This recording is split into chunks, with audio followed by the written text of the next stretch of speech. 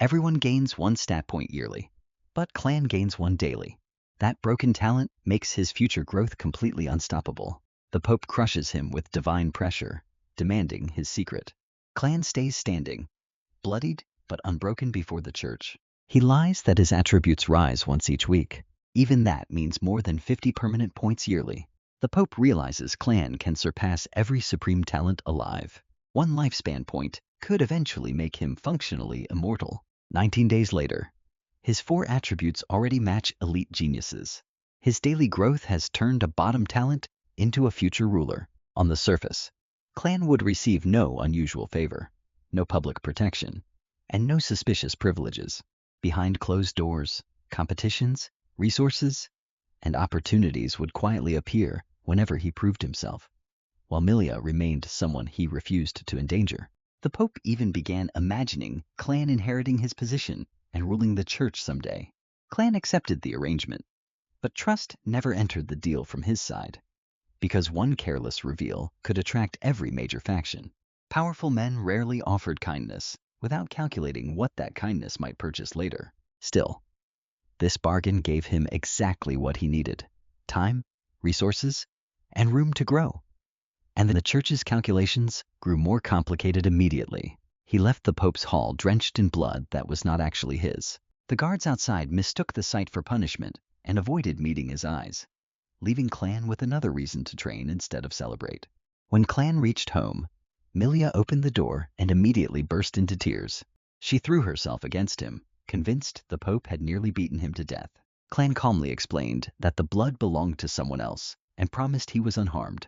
Milia only believed him after he washed and showed her there was not one wound, while every witness misunderstood the scale of his future. Her fear reminded him that strength mattered most when someone vulnerable depended on it. Protecting Milia, Quinn, and the few people who treated him sincerely became more important than pride, because survival depended on controlling what others could learn. Instead of resting, Clan headed straight toward the Blacksmith Guild for another training session. His routine would not stop because a saint hated him or a pope investigated him, and that quiet choice shifted the balance around him. If anything, surviving the confrontation proved his preparations had been worth every sleepless night. The guildsmith stared when he entered, shocked that he had returned completely intact, turning another public setback into private momentum. Rumors claimed Sacred Heart had been injured, yet Clan had somehow escaped serious punishment. Nobody dared ask directly, because the silence around him felt more dangerous than gossip. Only Sophia rushed over, wearing concern so perfect that most people would have trusted it. Clan finally recognized her role as the Pope's observer planted beside him from the beginning.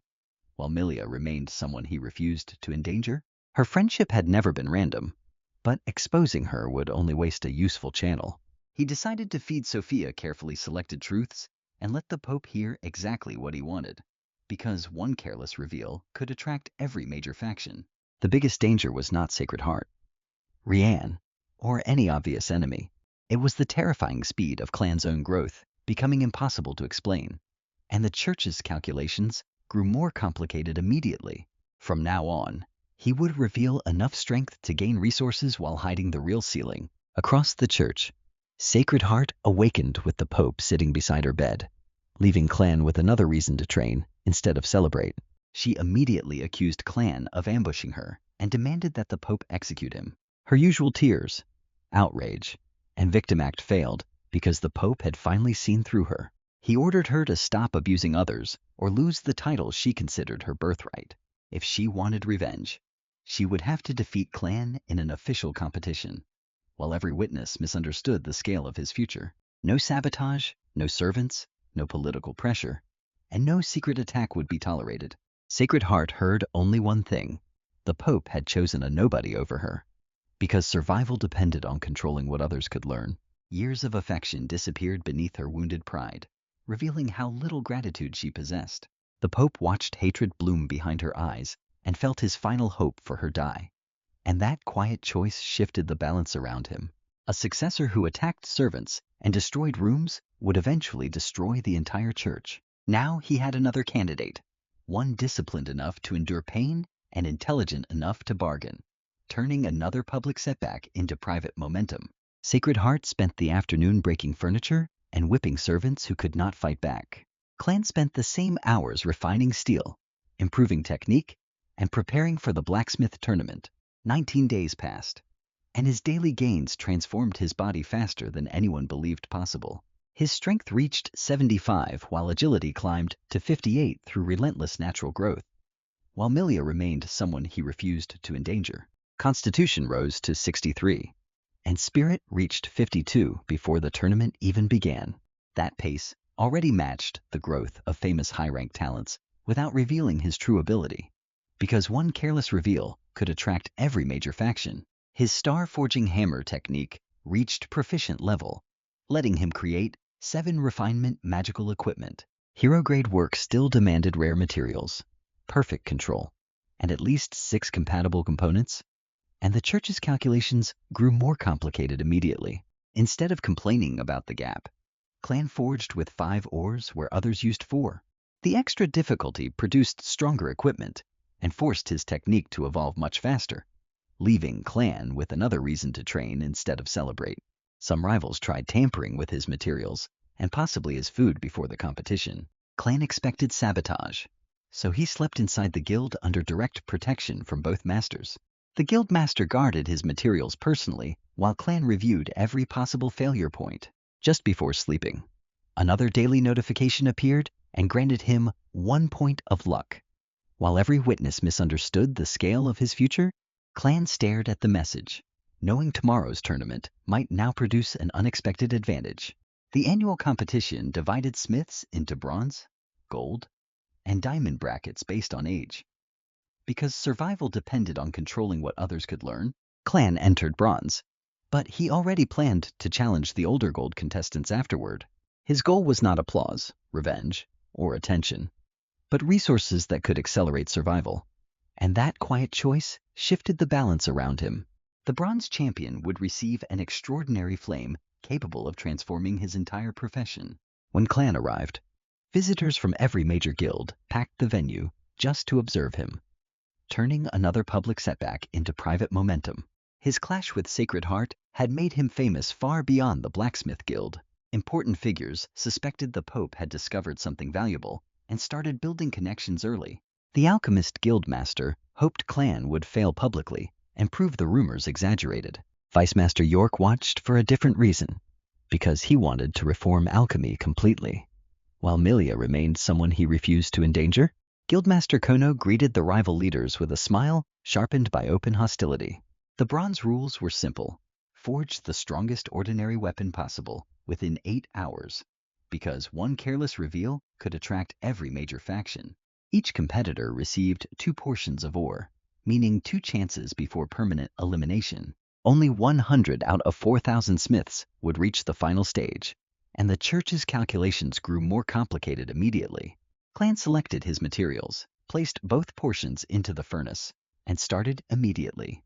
Other contestants were still warming their tools when his hammering thundered across the entire hall, leaving Clan with another reason to train instead of celebrate.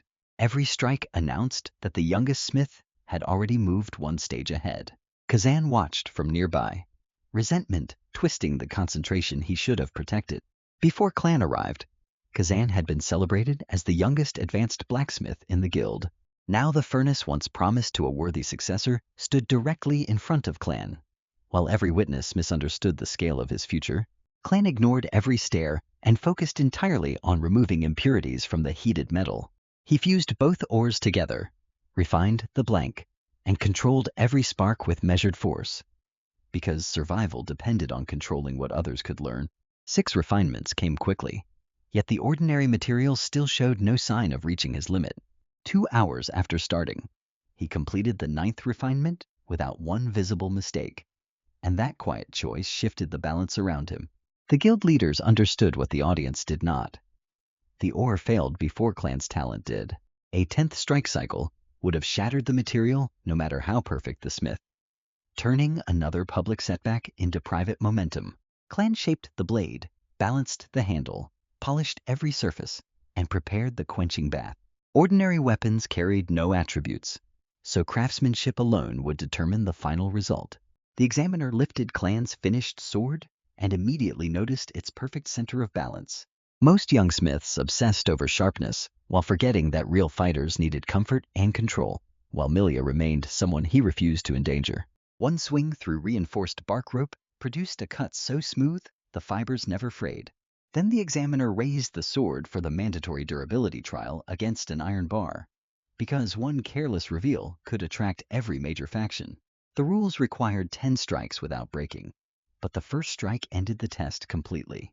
Clan's ordinary sword sliced through the thick iron bar while its own edge remained untouched, and the church's calculations grew more complicated immediately. The hall fell silent as everyone realized the supposedly basic weapon had surpassed its grade. Clan returned to the rest area and opened a book while his rivals struggled behind him, leaving Clan with another reason to train instead of celebrate.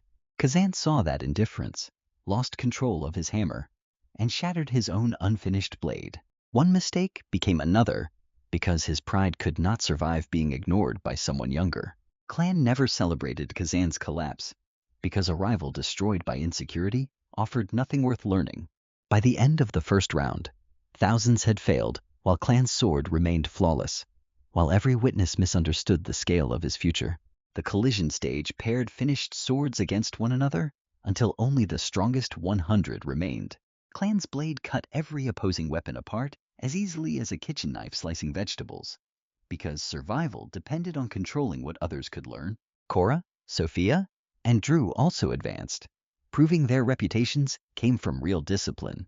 Once the results were settled, the guild announced fine-grade materials for the following day's final, and that quiet choice shifted the balance around him. Sophia and Cora caught Clan outside, complaining that his improvement had become completely unreasonable. Cora even drove an elbow into his stomach, then tried trapping him in a playful chokehold. Turning another public setback into private momentum, the attack actually hurt, reminding Clan that this cheerful smith possessed frightening physical strength. Their joking stopped when Vice Master York from the Alchemist Guild approached them personally. York asked whether ordinary people without great talent could still learn useful alchemy.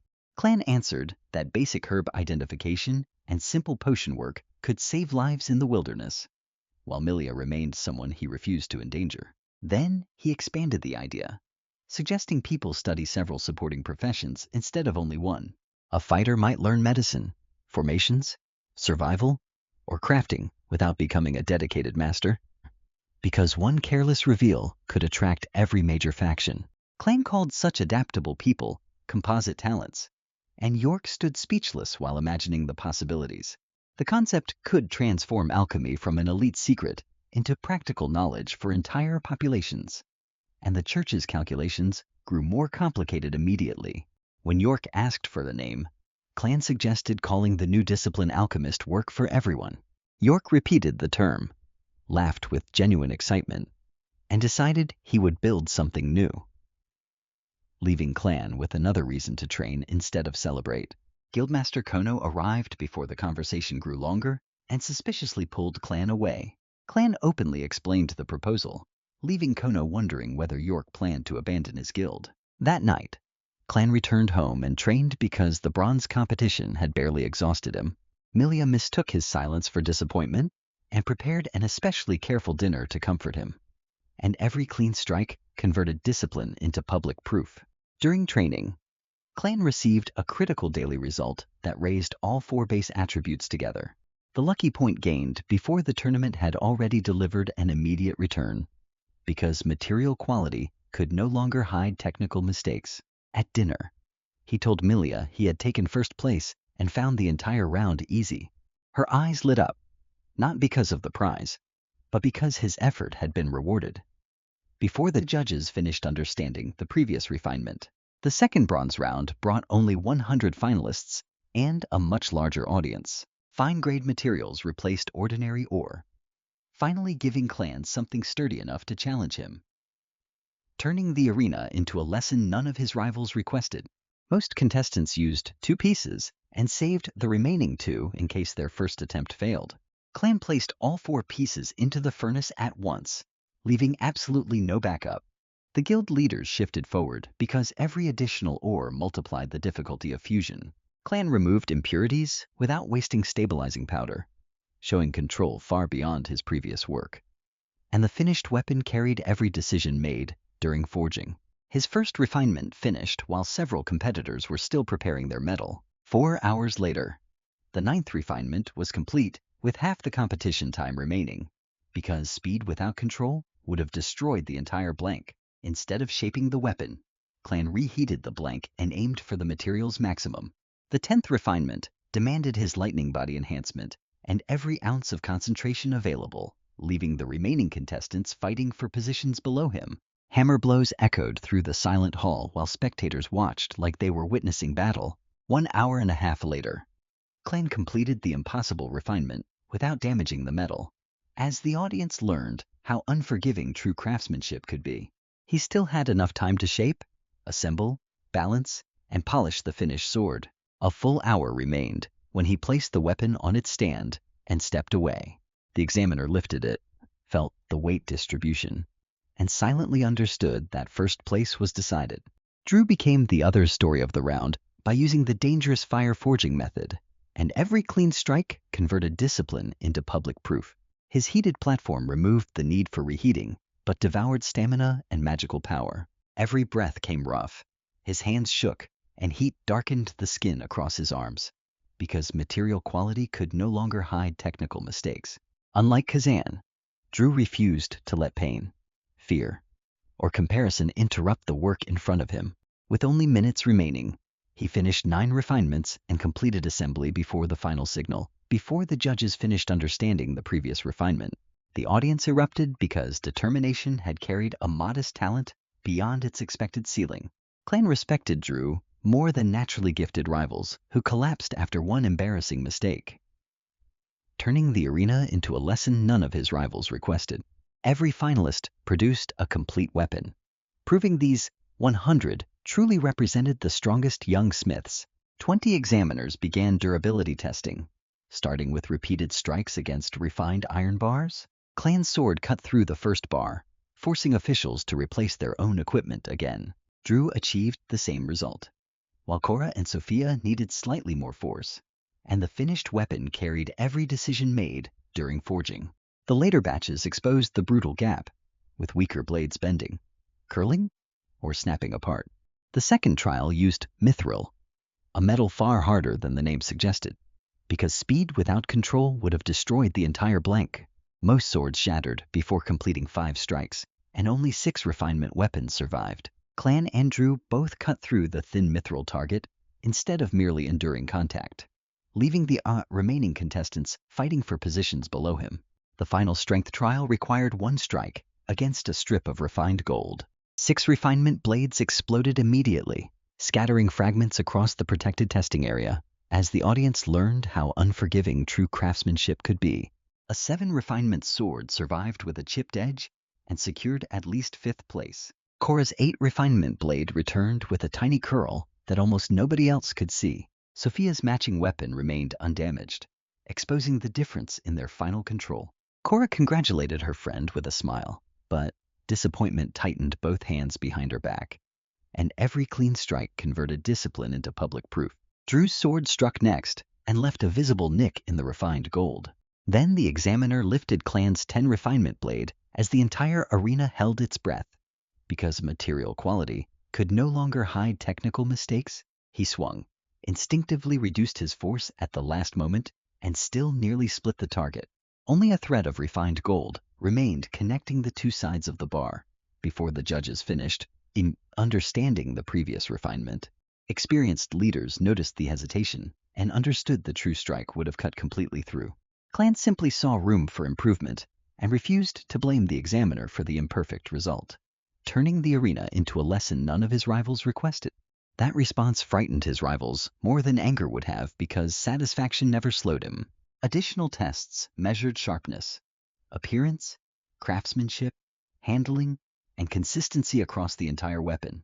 Clan ranked first in every category by a margin large enough to end all debate. Guildmaster Kono stepped onto the platform and addressed thousands of blacksmiths in the stands, and the finished weapon carried every decision made during forging. He praised the finalists, then declared one competitor the future of their entire profession. The audience learned Clan was 16 and had practiced forging for only 2 months, because speed without control would have destroyed the entire blank. That single fact exploded through the venue harder than any hammer strike from the competition. Smiths who had trained for decades stared at him as if the numbers were impossible, leaving the remaining contestants fighting for positions below him. Clan accepted the attention without smiling, because praise could not forge his next weapon. Kono presented the champion's prize, a blue-purple extraordinary flame sealed inside special glass. As the audience learned how unforgiving true craftsmanship could be, the Thunderstorm Rage Flame ranked 84th among 128 recorded extraordinary flames. Its lightning nature matched Clan perfectly and could transform speed, efficiency, and weapon quality. When he touched the bottle, the living flame pulsed as though responding to his attributes. Kono quietly admitted that the reward was far better than the advertised low-ranked prize, and every clean strike converted discipline into public proof. He claimed no weaker lightning flame existed in storage, and nobody could challenge the guildmaster. Clan accepted the excuse because the advantage was too useful to refuse, because material quality could no longer hide technical mistakes. He confirmed he would enter the gold bracket and test himself against smiths nearly twice his age. Kono gave him a basalt pill designed to protect internal organs during lightning flame absorption. Before the judges finished understanding the previous refinement, he also warned Clan to stop immediately if the fire proved too violent. Extraordinary flames could strengthen a craftsman forever, or burn that craftsman from the inside, turning the arena into a lesson none of his rivals requested. Clan promised caution, understanding that recklessness would waste every advantage he had earned. Drew received a new furnace and public recognition for forcing his body beyond its comfortable limit. Sophia received another furnace, while Cora heard genuine pride from her older brother. Fourth place still hurt, but Kono valued the effort she had poured into every strike, and the finished weapon carried every decision made during forging. Clan remained through the ceremony out of respect before finally leaving the competition grounds. Outside, Alchemist Guildmaster Rian waited with a smile that looked carefully assembled, because speed without control would have destroyed the entire blank. He introduced himself, praised Clan's future, and offered a bottle of training medicine. Clan accepted politely, while noticing how Rian relaxed the instant the gift changed hands, leaving the remaining contestants fighting for positions below him. The powerful alchemist departed immediately, leaving York rushing over with visible concern. York asked what had been given, then requested permission to inspect one of the pills. As the audience learned how unforgiving true craftsmanship could be, he praised its color, fragrance, and magical quality before admitting he could not verify its safety. Clan nearly laughed at the absurd examination, but York promised a complete answer by morning. To demonstrate sincerity, York gifted him gemstones worth roughly 10,000 academy points. The gesture required no trust, because Clan could simply sell them and choose his own resources, and every clean strike converted discipline into public proof. Several smaller guild leaders intercepted Clan afterward, each hoping to know the future master early. By the time he reached home, political conversation had exhausted him more than forging, because material quality could no longer hide technical mistakes. He tested the Thunderstorm Rage Flame through a safety opening in the bottle cap. Numbness and burning pain surged through his entire body from only the smallest contact. Before the judges finished understanding the previous refinement, Clan withdrew instantly, recognizing that matching affinity did not make his body ready. Even with the basalt pill, absorbing that flame now would probably destroy his organs, turning the arena into a lesson none of his rivals requested. He sealed the bottle and chose patience, because a treasure survived better than a dead owner. Needing a stronger tool, Clan returned to the Blacksmith Guild and requested direct warehouse access. Cora had already authorized a discount and permission for him to examine expensive equipment personally. A new receptionist recognized him immediately and could barely hide her excitement. And the finished weapon carried every decision made during forging. Among the premium hammers, one purple weapon carried 4 enchantments instead of the usual 3. Precision, power, mastery, and lightning enhancement were all carved into the purple Thunder Diamond hammer, because speed without control would have destroyed the entire blank. Its price reached 30,000 points, but the greater problem was its crushing weight. Clan could barely control it until Lightning Body reinforced every muscle in his arms, leaving the remaining contestants fighting for positions below him. The burden would drain magical power quickly. Yet future attributes would eventually remove that weakness. He purchased it as a weapon he could grow into, instead of replacing again next month. As the audience learned how unforgiving true craftsmanship could be, the receptionist then revealed that every consigned weapon Clan had forged was already sold. His tournament victory had converted stored inventory into 158,000 points overnight. After buying the hammer, he still possessed enough wealth to invest heavily in training. At the resource shop, Clan met Shaga, Winnie, and God browsing alongside their guide, Stacy, and every clean strike converted discipline into public proof. They had taken easier missions without him and looked more disciplined than before. God especially carried the frustration of someone training constantly while the distance kept widening, because material quality could no longer hide technical mistakes. Clan respected that stubbornness because effort remained valuable even when another person advanced faster. When Stacy asked what he needed, Clan requested third-tier lightning resources without hesitation. Before the judges finished understanding the previous refinement, Shaga's group froze because such materials normally served fighters around level 30. Thunder Iron Stones improved constitution slowly, but their effect was weaker than Clan's daily talent, turning the arena into a lesson none of his rivals requested. Thunder Fruit directly strengthened magic, body, and lightning affinity, though only 3 ever worked. Thunder Spirit Pills accelerated cultivation while reinforcing the foundation beneath future growth. Clan purchased 3 fruits, several pill bottles, strengthening medicine, and recovery potions. The total crossed 30,000 points and unlocked permanent shop privileges with a small discount. And the finished weapon carried every decision made during forging. Shaga watched him pay without hesitation and finally understood how profitable his forging had become. Back home, Clan bit into the first purple thunder fruit and felt electricity spread through his mouth. Because speed without control would have destroyed the entire blank. The sensation began pleasantly before turning into pain as power entered every muscle and pathway. 1 hour later, he swallowed the second fruit before his body had time to fear another, leaving the remaining contestants fighting for positions below him. Lightning dug deeper, clearing impurities and strengthening the channels carrying magical energy. The third fruit unleashed a storm violent enough to make his entire frame convulse. As the audience learned how unforgiving true craftsmanship could be, Clan punched through his bed while trying to discharge the overwhelming energy inside him. Furniture broke, walls dented, and his room became the battlefield of his own transformation. Milia heard everything, but obeyed his earlier command not to enter during dangerous training. After the pain ended, Clan collapsed and checked the new numbers with disbelief. While each investment shortened the distance to established masters, strength had reached 94, agility 73, constitution 82, and spirit 70. His lightning talent increased to 9, while forging and hammer aptitude rose as well, because Clan refused to confuse fast growth with unlimited safety.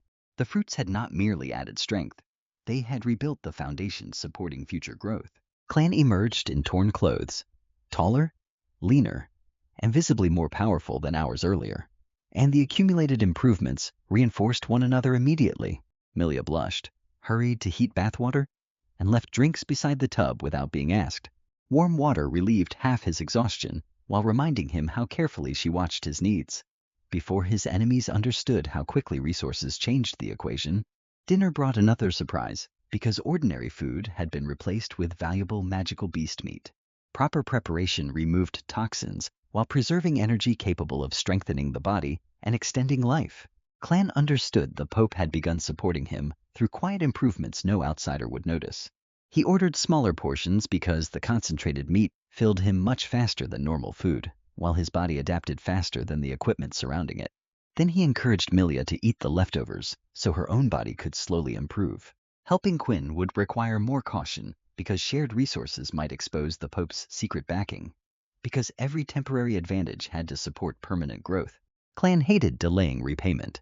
But protecting the larger secret mattered more than immediate gratitude.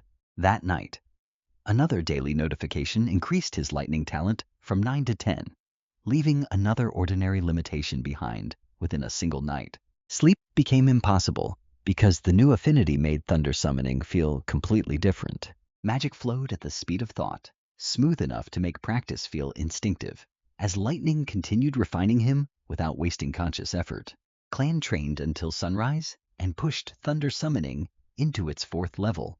At that breakthrough, lightning began circulating through his body without conscious effort or cost. The former lightning body enhancement had become a permanent passive condition. He could still activate the original technique on top, doubling an already enhanced physical baseline. While each investment shortened the distance to established masters, lightning crackled across his skin, while Clan realized his short-burst combat potential had become terrifying. The next morning, the heavy purple thunder hammer felt lighter than his old tool, because Clan refused to confuse fast growth with unlimited safety. Overnight attributes had already erased the weakness that justified its unusually low price.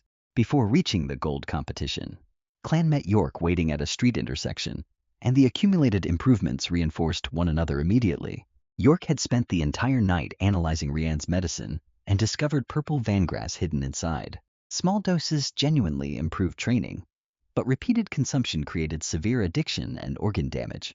Before his enemies understood how quickly resources changed the equation, Rianne intended Clan to finish the bottle, crave another supply, and become controllable. The attack required no public violence, leaving the victim destroyed while the alchemist remained innocent. Clan had never provoked Rianne, yet his existence alone threatened the older man's fragile superiority. York advised selling individual pills because tiny doses remained safe and medically useful, while his body adapted faster than the equipment surrounding it. Clan stored that information carefully and promised himself he would never forget who started the conflict. At the arena, Quinn tried hiding among spectators until Clan recognized him immediately, because every temporary advantage had to support permanent growth. The teacher stared at Clan's aura and asked whether thunder summoning had already advanced. When Clan confirmed the 4th level, Quinn needed several seconds to process the impossible speed, leaving another ordinary limitation behind within a single night. He explained that breakthrough gains would continue adding small attribute increases for an entire month. That meant dozens of extra points in every category beyond Clan's natural daily talent. As lightning continued refining him without wasting conscious effort, Quinn also warned that Clan was no longer developing like an ordinary human. Even this basic lightning technique had begun transforming his body into a permanent magical weapon. Clan entered the gold bracket, carrying only 2 months of forging experience against veterans with decades. 2,000 contestants selected their own magical materials for a 24-hour opening round.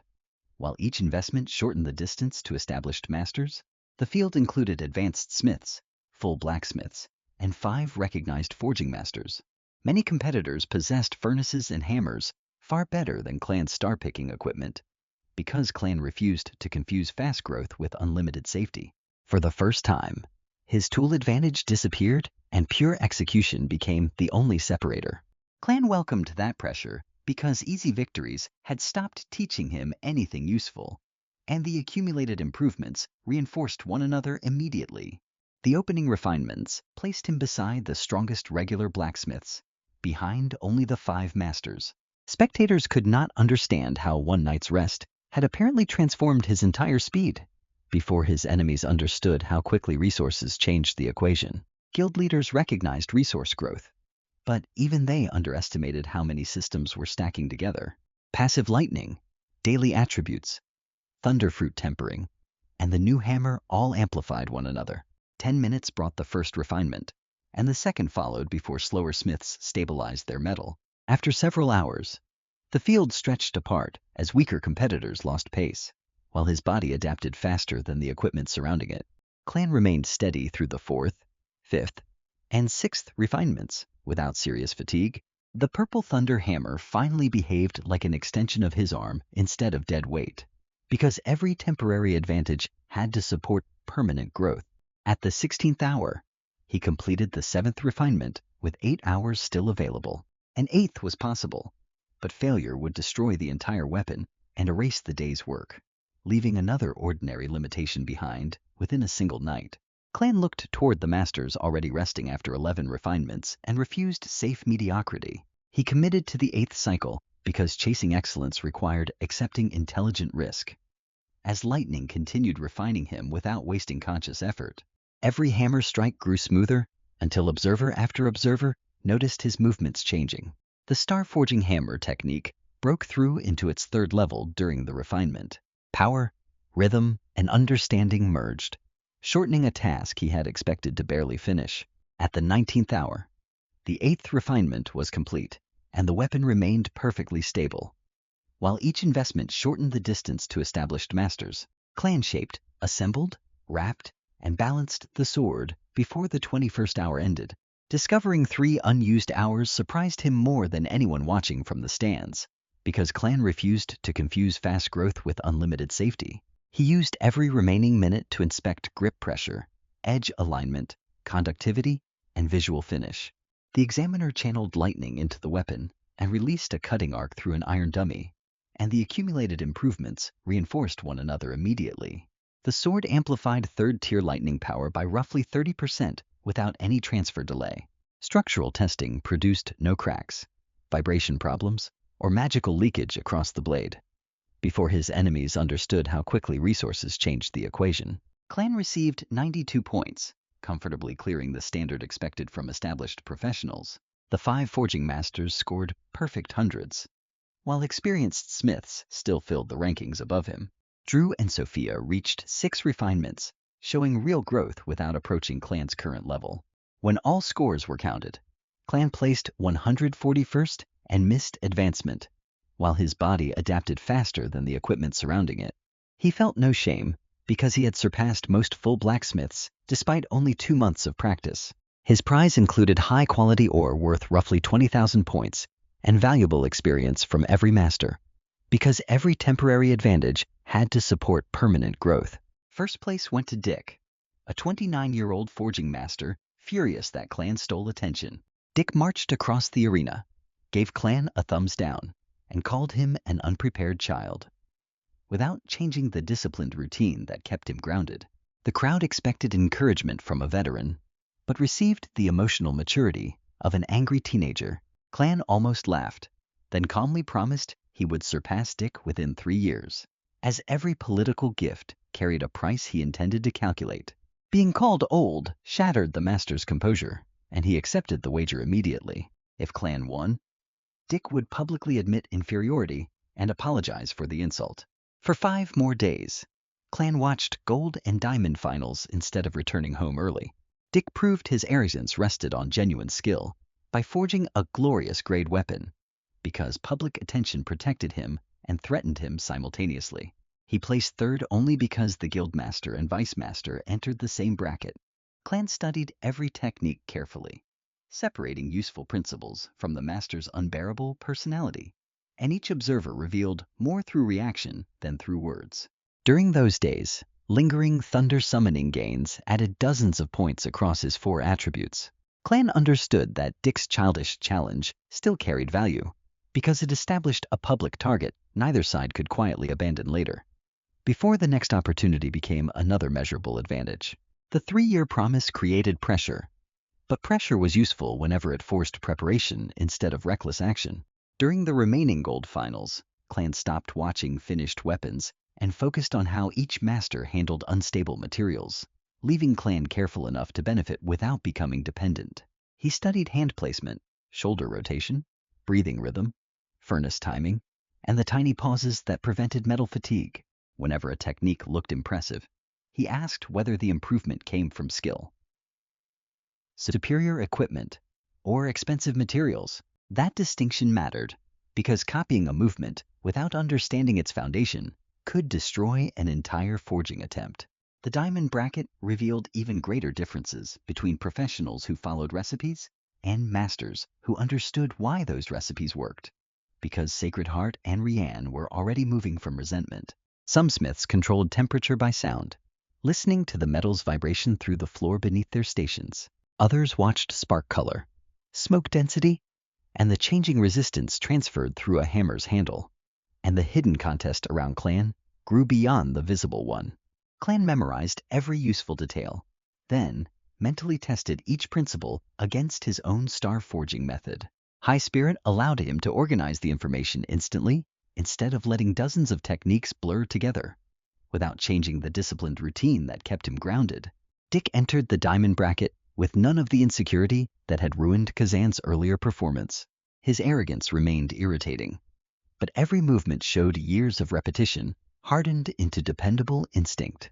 As every political gift carried a price he intended to calculate, he forged a glorious grade weapon while maintaining control over materials that could explode when improperly fused.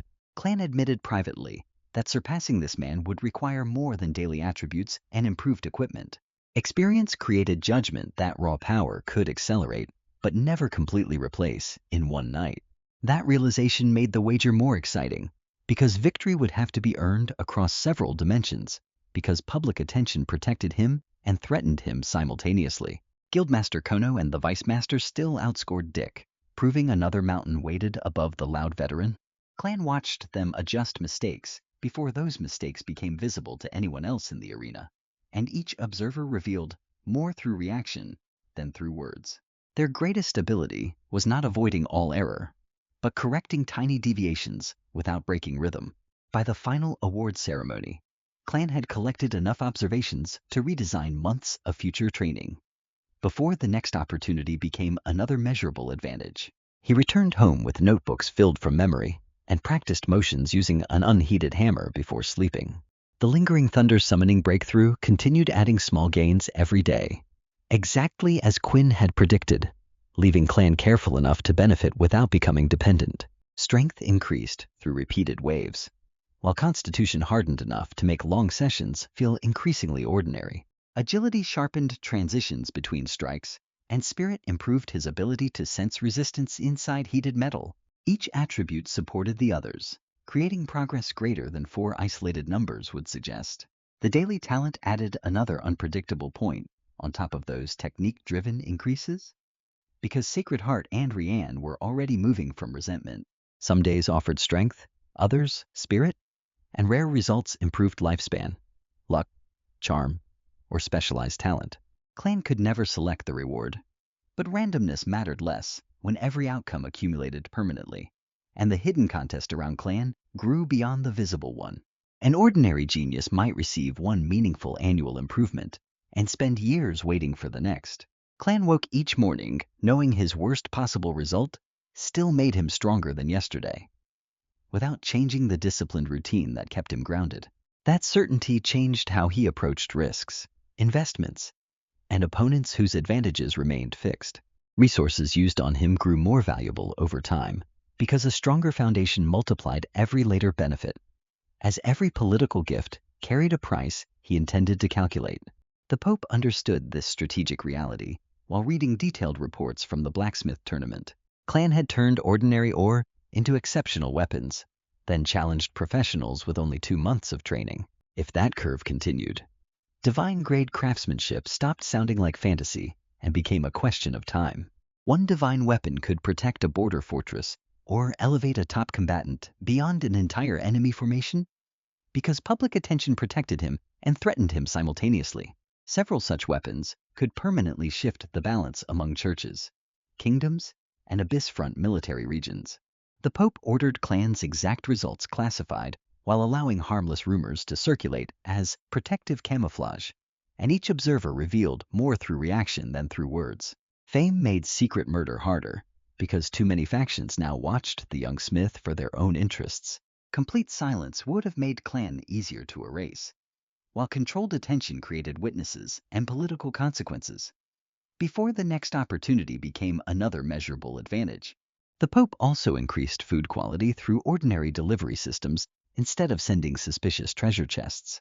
Small improvements preserved secrecy while strengthening Clan's body every day without interrupting his routine, leaving Clan careful enough to benefit without becoming dependent. Sophia received instructions to remain close, report danger, and avoid revealing direct church involvement. She interpreted closeness more broadly, seeing personal opportunity in the assignment as Clan's value increased. Sacred Heart received no equivalent support because her behavior had exhausted the Pope's patience. She continued training for the newcomer tournament while imagining an official victory would restore everything she had lost. because Sacred Heart and Rianne were already moving from resentment.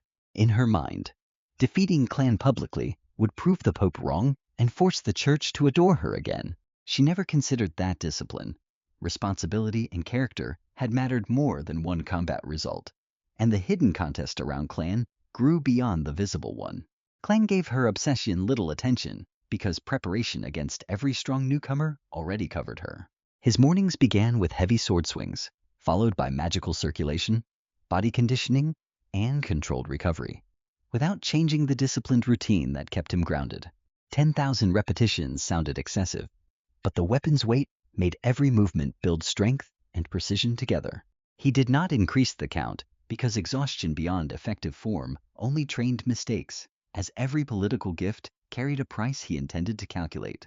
After sword practice came forging, where the hammer transformed physical growth into professional progress and reliable income. Evenings were reserved for technique study, resource planning, equipment maintenance, and time with the people around him. Milia adjusted meals around training intensity and learned to recognize when magical exhaustion differed from simple hunger. Clan started ordering her to rest more because devotion without recovery would eventually damage her health, because public attention protected him and threatened him simultaneously. She obeyed reluctantly, then used free time to improve cooking and household magic rather than becoming idle. Quinn remained the person Clan trusted most for honest explanations about lightning cultivation, and each observer revealed more through reaction than through words. Their relationship carried no worship, manipulation, or political calculation, making every conversation unusually valuable. Clan wanted to share better beast meat and resources, but secrecy around the Pope's support still made direct gifts dangerous before the next opportunity became another measurable advantage. Instead, he stored repayment plans for a future when nobody could threaten Quinn over their connection. York moved forward with plans for public alchemy education after leaving the organization that resisted reform, leaving Clan careful enough to benefit without becoming dependent. The idea of composite talents continued spreading through his preparations, linking medicine with survival and other practical disciplines. He considered granting Clan an honorary position because one conversation had supplied the foundation for an entirely new guild. Clan did not know those details yet, and would have accepted only if the role demanded little administrative time. Administration created influence, but hours spent in meetings produced no immediate strength, skill, or protection. Because Sacred Heart and Rianne were already moving from resentment, his priorities remained brutally clear, because every enemy already possessed decades of advantage. Rianne interpreted Clan's tournament success as proof that waiting would become more dangerous each week, and the hidden contest around Clan grew beyond the visible one. The Alchemist Guild Master's supreme talent had once inspired genuine love for discovery and improvement. Years without challenge twisted that ambition into a compulsive need to remain first in every comparison, without changing the disciplined routine that kept him grounded. Clan resembled the young prodigy Rianne remembered being, except his rise was faster and crossed multiple professions. That similarity created fear deeper than ordinary guild rivalry, because it threatened the man's entire identity, as every political gift carried a price he intended to calculate, rather than improve himself. Rianne chose the easier path of quietly controlling or destroying the comparison. Purple Vangrass offered the perfect weapon because addiction could appear as personal weakness instead of assassination.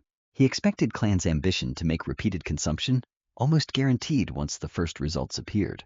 York's investigation interrupted that plan before the dependency could begin, though Rianne did not know it yet, because public attention protected him and threatened him simultaneously. Clan stored the poisoned gift instead of confronting him because exposed enemies became harder to study. A public accusation without perfect evidence could also warn Rianne to choose a faster and more lethal method, and each observer revealed more through reaction than through words. By pretending ignorance, Clan preserved the advantage of knowing an attack was coming while the attacker believed himself hidden. That principle guided most of Clan's politics.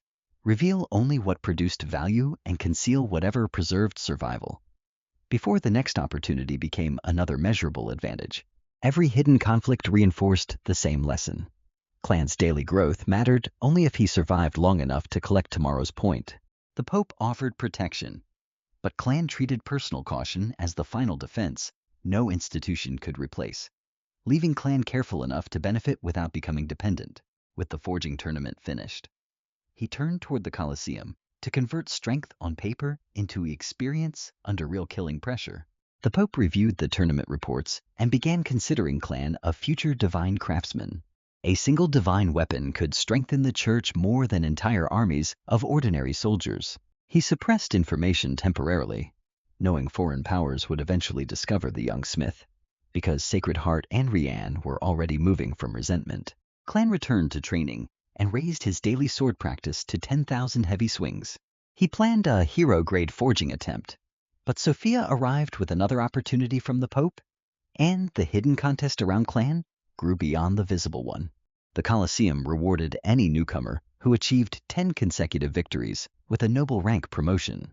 A tournament victory offered another promotion, meaning Clan could climb 2 full ranks quickly, without changing the disciplined routine that kept him grounded. That prospect could place him beside Sacred Heart in status before she understood what happened. Sophia explained that high-ranking participants could surrender and receive emergency rescue during beast battles, as every political gift carried a price he intended to calculate. Clan heard safety, experience, resources, and status all offered through one dangerous system. He agreed immediately because controlled danger remained better than entering the newcomer tournament untested. At the Colosseum, the manager recognized him as the boy who had humiliated Sacred Heart instead of causing trouble. That incident had made Clan an unforgettable young prospect, because public attention protected him and threatened him simultaneously. Before matching an opponent, officials required him to place his hand on a level testing stone. White light gathered, then displayed level 27 before Sophia and the manager, and each observer revealed more through reaction than through words. Sophia had expected something near the upper teens and struggled to hide her shock. His forging talent suddenly made more sense because greater stats improved stamina, precision, and control, before the next opportunity became another measurable advantage. Still, reaching that level after only 2 months remained completely outside ordinary logic. A second-tier magical beast was selected for Clan's opening fight, leaving Clan careful enough to benefit without becoming dependent. While waiting, Sophia studied him with new warmth hidden beneath her carefully constructed concern.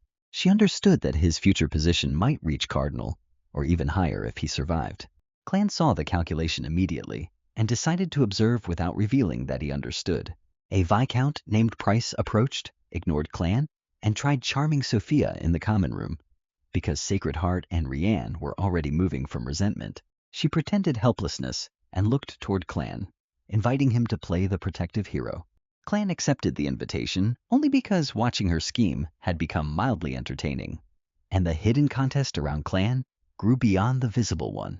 He told Price that Sophia was uninterested and ordered him to leave. Price decided Clan looked too young to be dangerous and continued insulting him, without changing the disciplined routine that kept him grounded. A single kick ended the argument before the second insult left his mouth.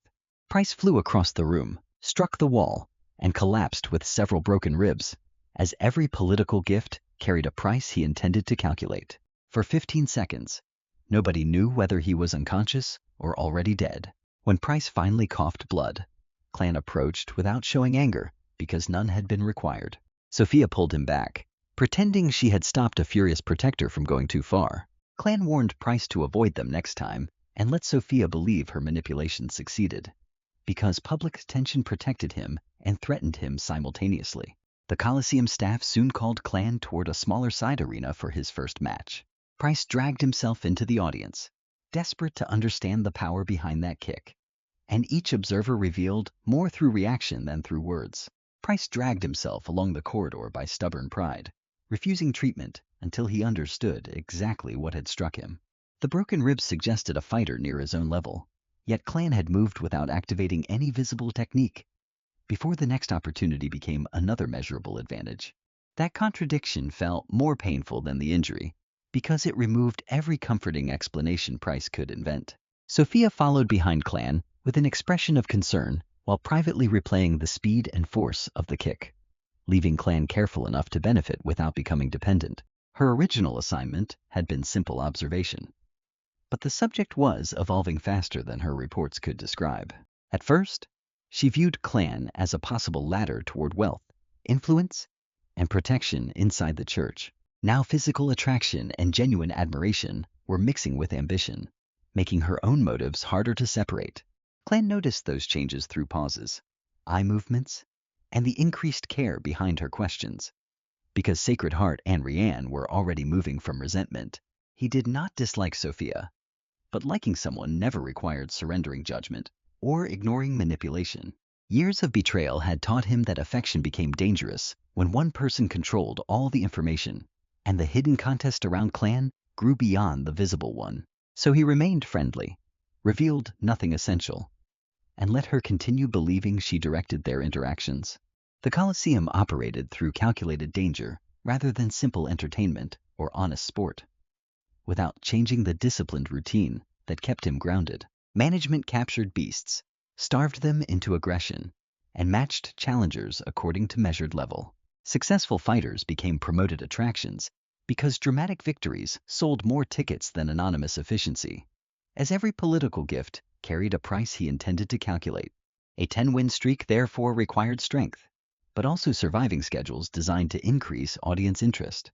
Matches rarely happened back-to-back because anticipation allowed prices, betting, and attendance to grow. That delay would benefit Clan uniquely, since every waiting day granted another permanent attribute point. Other challengers recovered between battles while remaining essentially the same fighter they had been before, because public attention protected him and threatened him simultaneously. Clan recovered, studied the previous match, refined technique, and returned with a stronger body each time. The longer management stretched his streak, the less accurately their earlier assessment represented his real ability, and each observer revealed more through reaction than through words. Officials believed level matching created fairness, but Clan's attributes had already separated level from combat strength. His level reflected magical development, not the years of daily gains hidden across every category. Before the next opportunity became another measurable advantage. Passive lightning body added another layer the testing stone could not communicate to matchmakers. Thunderclap sword technique converted that power into controlled attacks instead of wasteful displays of force, leaving Clan careful enough to benefit without becoming dependent. Even his forging experience mattered because understanding materials improved how he judged claws, bones, armor, and weapon limits. Clan entered the side arena knowing the first beast was only a measurement for later escalation. The smaller venue held scattered spectators who expected an ordinary newcomer fight before the main attractions. Several noticed his appearance first, since rising charm and physical refinement made him difficult to overlook, because Sacred Heart and Rianne were already moving from resentment. None understood why the referee kept glancing between Clan and the official level report. The staff had seen talented newcomers before, but few carried such calm into their first lethal match, and the hidden contest around Clan grew beyond the visible one. Most beginners stared at exits, adjusted grips repeatedly, or tried hiding fear behind exaggerated confidence. Clan simply checked the stone floor, gate distance, weapon clearance, and every possible angle of approach. Without changing the disciplined routine that kept him grounded, he measured how quickly rescue staff could intervene and concluded their presence should never influence his decisions. Depending on rescue created hesitation, and hesitation against magical beasts could turn one wound into death. As every political gift carried a price he intended to calculate, the savage black boar waited behind reinforced bars, slamming its body against metal from hunger. Arena handlers had deprived it of food until aggression overpowered every cautious instinct. Its hide could resist ordinary blades, while thick bone protected organs beneath layers of muscle. For a normal fighter in the 20s, the charge alone could break ribs or crush internal organs because displayed level no longer described the body inside the arena. Price recognized the species and briefly recovered confidence in his own judgment. He assumed Clan's kick came from a special strength skill with a severe limitation or cooldown, and the beast discovered that instinct had judged the danger correctly. If the boy lacked that same burst now, the boar would expose the truth before everyone. Sophia understood beasts better and focused on Clan rather than the opponent behind the gate. Before arena staff could prepare for a second exchange, she noticed his breathing remained unchanged, without the magical buildup preceding most physical enhancements. That meant the power used against Price had probably been ordinary movement, rather than a secret finishing technique. Turning practical combat experience into another permanent lesson. The possibility made her fingers tighten, because ordinary strength that great implied a truly abnormal foundation. Clan drew no weapon while the gate opened, preferring to read the boar's first response. The creature charged several steps, met his eyes, and felt its body resist the conditioning controlling its mind. Instinct existed beneath hunger, recognizing differences no measuring stone or spectator could calculate. Because Clan treated every lethal attack as information first. The boar smelled lightning, blood, dense vitality, and the pressure of something shaped like prey, but built like a predator. Its hooves slowed, then scraped backward, while confused handlers stared from behind the barrier, and management immediately recognized the value of the spectacle. The audience interpreted the retreat as illness, bad training, or hesitation caused by unfamiliar light. Clan understood the simpler answer. The animal had correctly decided that attacking him meant death, leaving no doubt that later matches required stronger opponents. He respected the intelligence, but could not reward it, because victory required killing the opponent. Every Colosseum beast had already been condemned by the institution that placed it inside the gate, as Thunderfang converted forged precision into battlefield control. Clan advanced without cruelty, choosing one decisive strike instead of prolonging pain for spectacle. Thunderclap energy aligned through his shoulder, wrist, and blade before the sword left its sheath. The horizontal cut passed through hide, ribs, spine, and the opposite side without losing balance. Both halves continued forward through momentum before collapsing on separate sections of blood-darkened stone. Because displayed level no longer described the body inside the arena, Price stared at the wound and understood that his own body had survived only because Clan used a kick. The realization erased his imagined rematch. Because a drawn blade would have ended the conflict permanently, and the beast discovered that instinct had judged the danger correctly, Sophia's reaction changed differently, combining relief, desire, calculation, and the first trace of fear. She had believed proximity gave her influence, but influence worked only while Clan permitted the relationship. Before arena staff could prepare for a second exchange, someone capable of that strike could remove a problem before politics had time to respond. Clan sheathed the sword and ignored the delayed cheering as the referee confirmed victory, turning practical combat experience into another permanent lesson. He asked no questions about applause, betting odds, or how many people had watched. The important result was that his technique functioned cleanly against a target actively trying to kill him. Training forms had become movement under pressure, without distortion, proving the foundation remained stable. The manager reviewed the recording several times and immediately saw marketing potential beyond a single side match. Because Clan treated every lethal attack as information first. A beautiful 16-year-old forging champion who killed a second-tier beast in one strike could fill seats. Scheduling another match too quickly would waste attention that could grow through rumor and edited highlights. And management immediately recognized the value of the spectacle. Clan accepted the delay because preparation mattered more than finishing the streak in one reckless day. He planned to forge, train, improve equipment, and study every species management might choose next, leaving no doubt that later matches required stronger opponents. The first victory also confirmed the Pope's decision to send him here had been strategically useful. Clan lacked prolonged combat experience, but his ability to remain calm under killing intent was already strong, as Thunderfang converted forged precision into battlefield control. The deeper weakness was adaptation when the first plan failed, or several enemies attacked together. Later matches would expose that flaw safely enough for learning, but dangerously enough to make lessons permanent. Sophia met him near the exit and asked questions that sounded casual while testing his emotional state. Clan answered lightly, letting her believe the fight had awakened protective feelings connected to their earlier confrontation. Because displayed level no longer described the body inside the arena. In truth, he had protected nobody in the waiting room except basic boundaries and his own amusement. The misunderstanding gave Sophia confidence, and confident manipulators revealed more than cautious ones. and the beast discovered that instinct had judged the danger correctly. The Pope's observer would remain useful as long as Clan remembered that every word might become a report. He left the Colosseum already thinking about a hero-grade weapon, capable of matching his rapidly increasing body. Before arena staff could prepare for a second exchange, a common sword had survived the bore, but future opponents would punish equipment weaker than its owner. The answer waited inside the Blacksmith Guild, where 22 hours of forging would create Thunderfang, turning practical combat experience into another permanent lesson.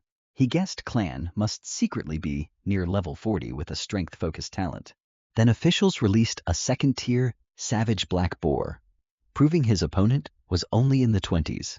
Price's theory collapsed as completely as his ribs had under Clan's foot. The starved boar entered raging, then froze the instant it met Clan's eyes, because Clan treated every lethal attack as information first. Its instincts recognized a predator whose displayed level could not explain the danger. The confused animal backed away, while spectators argued whether fear was even possible, and management immediately recognized the value of the spectacle. Clan refused to wait for an opponent intelligent enough to choose survival. He crossed the arena, drew his sword, and delivered one clean, horizontal slash, leaving no doubt that later matches required stronger opponents. The 2-meter boar split through hide, muscle, bone, and organs before either half hit the ground. Silence spread across the side arena before the referee announced a complete victory.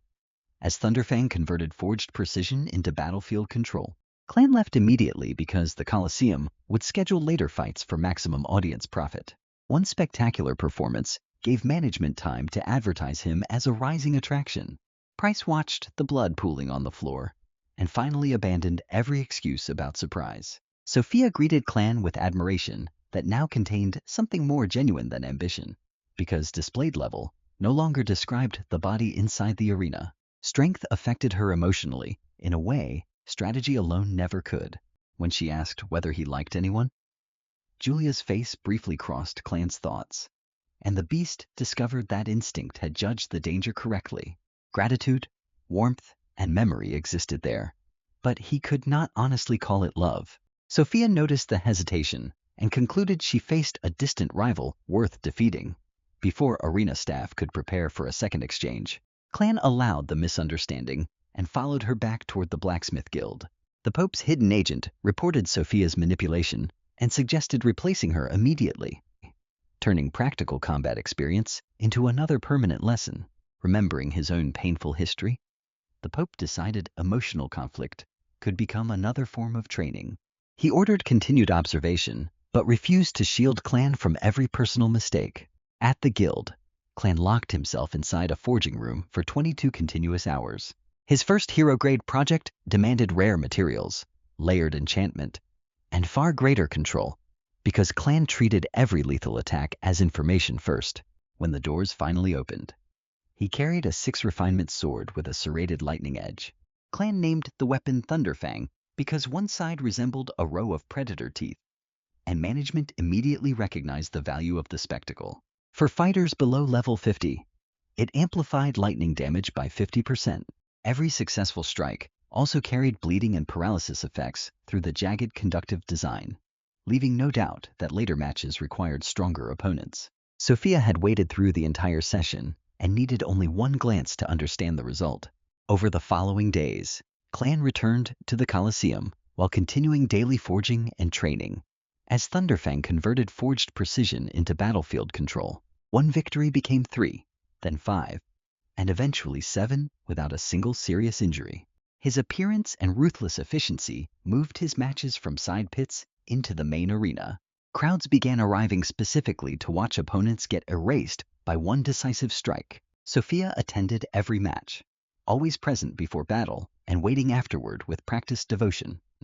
Because displayed level no longer described the body inside the arena, Clan's attributes continued rising, while Thunder Summoning fed additional gains throughout the month. Strength climbed beyond 100, Constitution followed, and Spirit reached triple digits.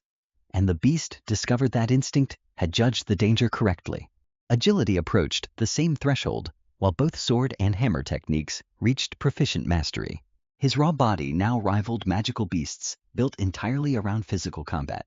Before arena staff could prepare for a second exchange, the 8th Coliseum Challenge replaced one opponent with two third-tier Magic Wolves. Clan watched an earlier fighter lose to coordinated wolf attacks and studied the pattern carefully, turning practical combat experience into another permanent lesson. Two predators doubled pressure because each attack created an opening for the other.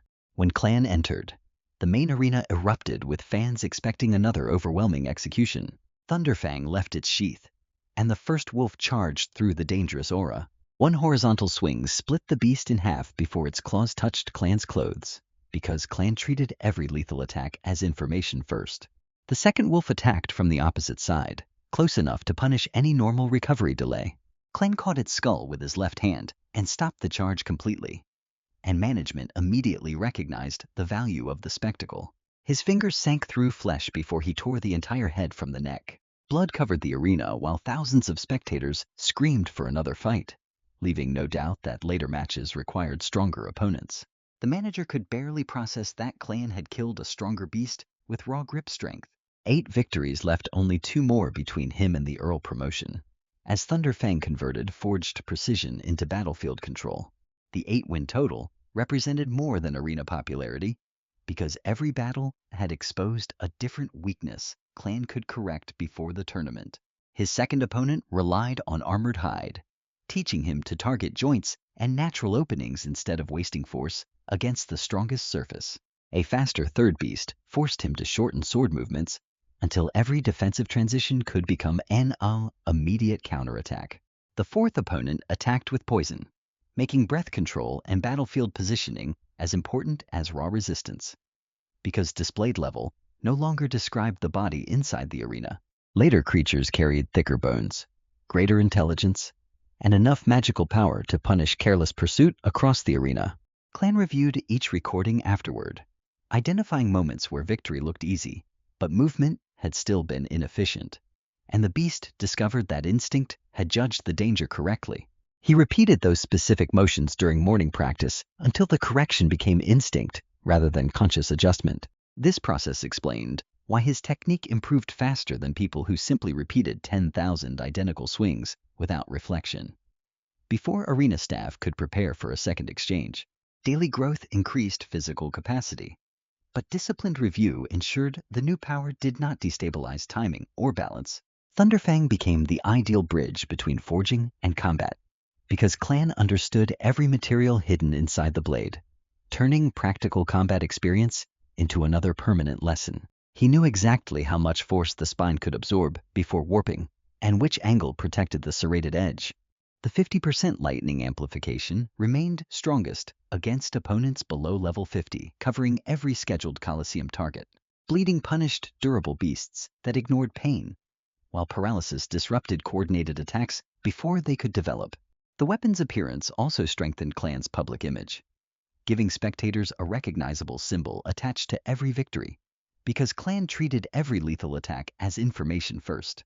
Management used drawings of the jagged blade on promotional posters without understanding Clan had created it personally. Once that fact spread, smiths attended matches to watch a hero-grade weapon tested under real combat conditions, and management immediately recognized the value of the spectacle. Every clean kill became advertising for future orders, increasing the value of Clan's work at the guild. Weapons left on consignment sold faster because buyers believed the same hands could create something carrying his arena dominance, leaving no doubt that later matches required stronger opponents. Clan converted that money into medicine, ores, recovery items, and equipment instead of luxury or celebration. His room remained simple even after income exceeded what most newcomers earned across several years. As Thunderfang converted forged precision into battlefield control, Milia handled the growing household budget carefully and recorded every delivery despite Clan never demanding formal accounts. She worried the resources might disappear suddenly, having learned from childhood that good fortune rarely stayed. Clan reassured her through consistent treatment rather than promises, letting routine prove this home would not discard her. The magical beast meat deliveries improved both their health, though Milia continued serving Clan before taking any portion herself, because displayed level no longer described the body inside the arena. He corrected that habit repeatedly until she understood food was not a privilege requiring permission each day.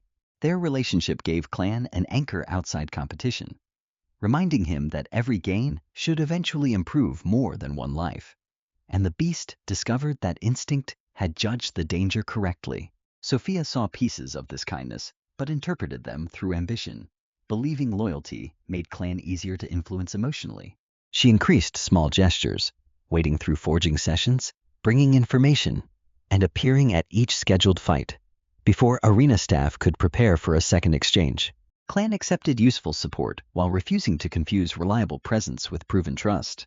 When Julia entered his thoughts, he questioned whether gratitude from an earlier rescue had become idealized through distance, turning practical combat experience into another permanent lesson. He refused to promise feelings he could not honestly define, even privately, because uncertainty deserved time rather than fantasy. Sophia sensed another woman existed in his memory and treated that invisible rival like a strategic obstacle. The hidden observer reported this development to the Pope alongside Colosseum results and forging progress. The Pope considered replacing Sophia before personal ambition interfered with her original assignment, because Clan treated every lethal attack as information first. Then an old emotional wound convinced him that protecting Clan from every disappointment might create a weaker successor. Learning affection, rejection, loyalty, and manipulation safely could prepare Clan for greater political dangers later, and management immediately recognized the value of the spectacle. He therefore allowed the relationship to continue, while ordering intervention only if Sophia created genuine physical danger. The hero-grade forging attempt had also taught him how differently complex materials behaved from fine or magical ore, leaving no doubt that later matches required stronger opponents. Monster components introduced residual instincts and magical pathways that metal alone did not possess. 6 refinements represented a modest number for the grade, yet the resulting effects exceeded many higher refined weapons. As Thunderfang converted forged precision into battlefield control, that outcome came from attribute compatibility, design, and careful component selection rather than refinement count alone. Clan recorded the entire process, so his next hero-grade project would begin from understanding instead of luck. He also crafted the sheath personally, because poor storage could damage an exceptional blade between battles. Sophia waited outside for 22 hours, partly from assignment, partly from fascination, and partly from growing attachment, because displayed level no longer described the body inside the arena. When Clan emerged, exhaustion showed in his posture, but satisfaction remained controlled until the weapon passed inspection. A pulse of lightning from Thunderfang made Sophia step backward before the blade even cleared its sheath, and the beast discovered that instinct had judged the danger correctly. She understood then that Clan's forging talent could arm his combat growth instead of remaining a separate profession. Most prodigies relied on masters for equipment and became vulnerable when politics restricted access. Before arena staff could prepare for a second exchange, Clan could build the exact tools his evolving body required, removing another ordinary limitation. The daily talent made that self-sufficiency increasingly dangerous, because every new attribute changed what he could forge and wield, turning practical combat experience into another permanent lesson. His purple thunder hammer once required active enhancement, yet soon became comfortable enough for full sessions. Thunderfang similarly began as a powerful weapon and would eventually become too weak unless he upgraded again. Clan accepted constant replacement as proof of growth rather than resenting the expense. At the Colosseum, the 5th through 7th victories gradually forced him away from effortless one-strike endings, because Clan treated every lethal attack as information first. One beast used stone armor thick enough to redirect a careless slash toward Clan's own shoulder. Another attacked from underground, demanding that he read vibration instead of relying on sight, and management immediately recognized the value of the spectacle. A third released magical noise capable of disrupting concentration before charging through the confusion. Clan adapted each time, using measured lightning bursts instead of activating maximum power immediately, leaving no doubt that later matches required stronger opponents. Conserving energy mattered because future tournament rounds might involve multiple opponents and no convenient rest. By the 7th victory, audiences no longer came only for fast executions, but to watch his tactical adjustments. As Thunderfang converted forged precision into battlefield control, the manager promoted him into the main arena, provided a private room, and raised ticket prices around every scheduled appearance. Clan enjoyed the crowd without depending on it. Understanding admiration could reverse after one ugly defeat. His greatest protection remained the work performed when nobody watched, especially repetition after midnight. The eighth match delivered two wolves trained to attack from opposite angles and punish fixation, because displayed level no longer described the body inside the arena. Clan observed an earlier fighter cover himself in expensive water armor that drained magic faster than the wolves drained health. That challenger killed one beast, but lost when the second attacked during the exhausted recovery window. And the beast discovered that instinct had judged the danger correctly. Clan concluded that defense without efficient movement merely delayed the same unfavorable exchange. When his own gates opened, he positioned himself where both wolves had to enter the same visual field. Before arena staff could prepare for a second exchange, the first died through Thunderfang before the second could exploit the expected follow-through. Instead of forcing the sword backward, Clan released it from the completed line and used his free hand, turning practical combat experience into another permanent lesson. Catching the second skull prevented its claws and jaws from reaching the body behind his grip. The raw strength required shocked Clan slightly, though daily gains had made the movement feel natural. Tearing the head free was not performed for spectacle, but the crowd interpreted the brutality as a signature moment. Management immediately replayed the scene across promotional crystals throughout the surrounding district. Because preparation mattered most when the matchup looked impossible, Clan knew the ninth opponent would be designed to punish confidence created by that viral finish. He expected either a larger pack, magical coordination, or beasts capable of attacking from range, and every stored resource represented power deliberately postponed.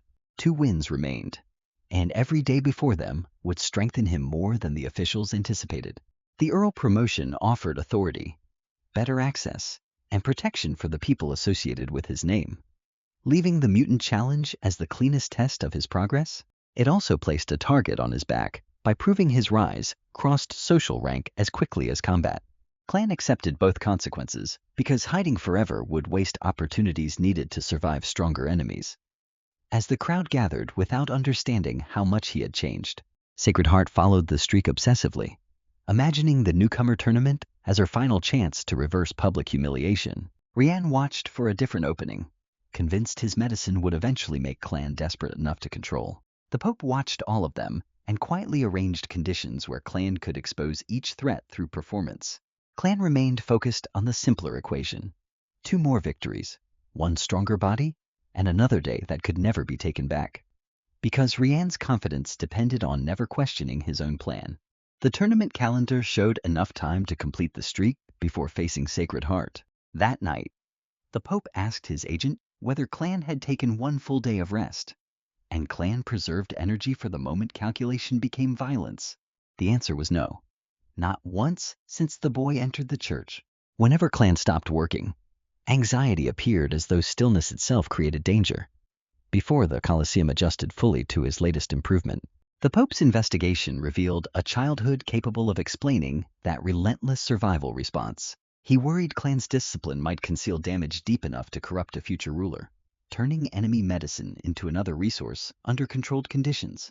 Yet Milia, Quinn, Wisha, and honest companions had already started repairing wounds power could not reach.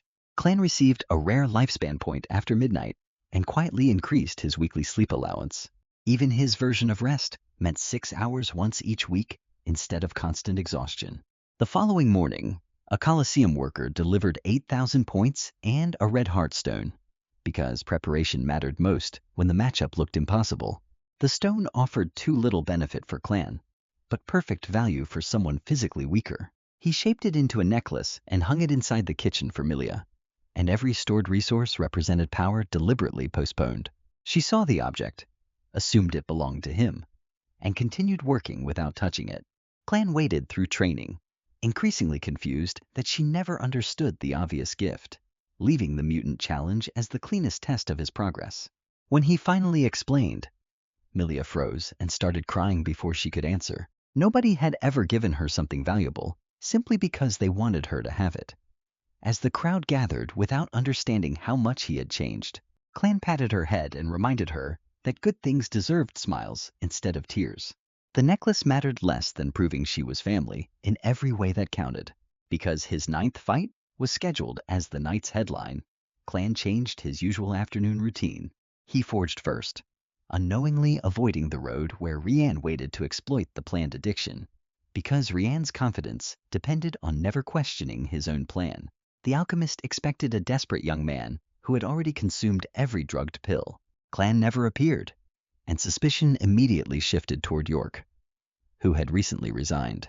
And Clan preserved energy for the moment calculation became violence. Rian eventually learned about the Coliseum schedule and moved his trap into the VIP lounge. Clan completed several 6 refinement magical weapons, consigned them, and entered his private waiting room.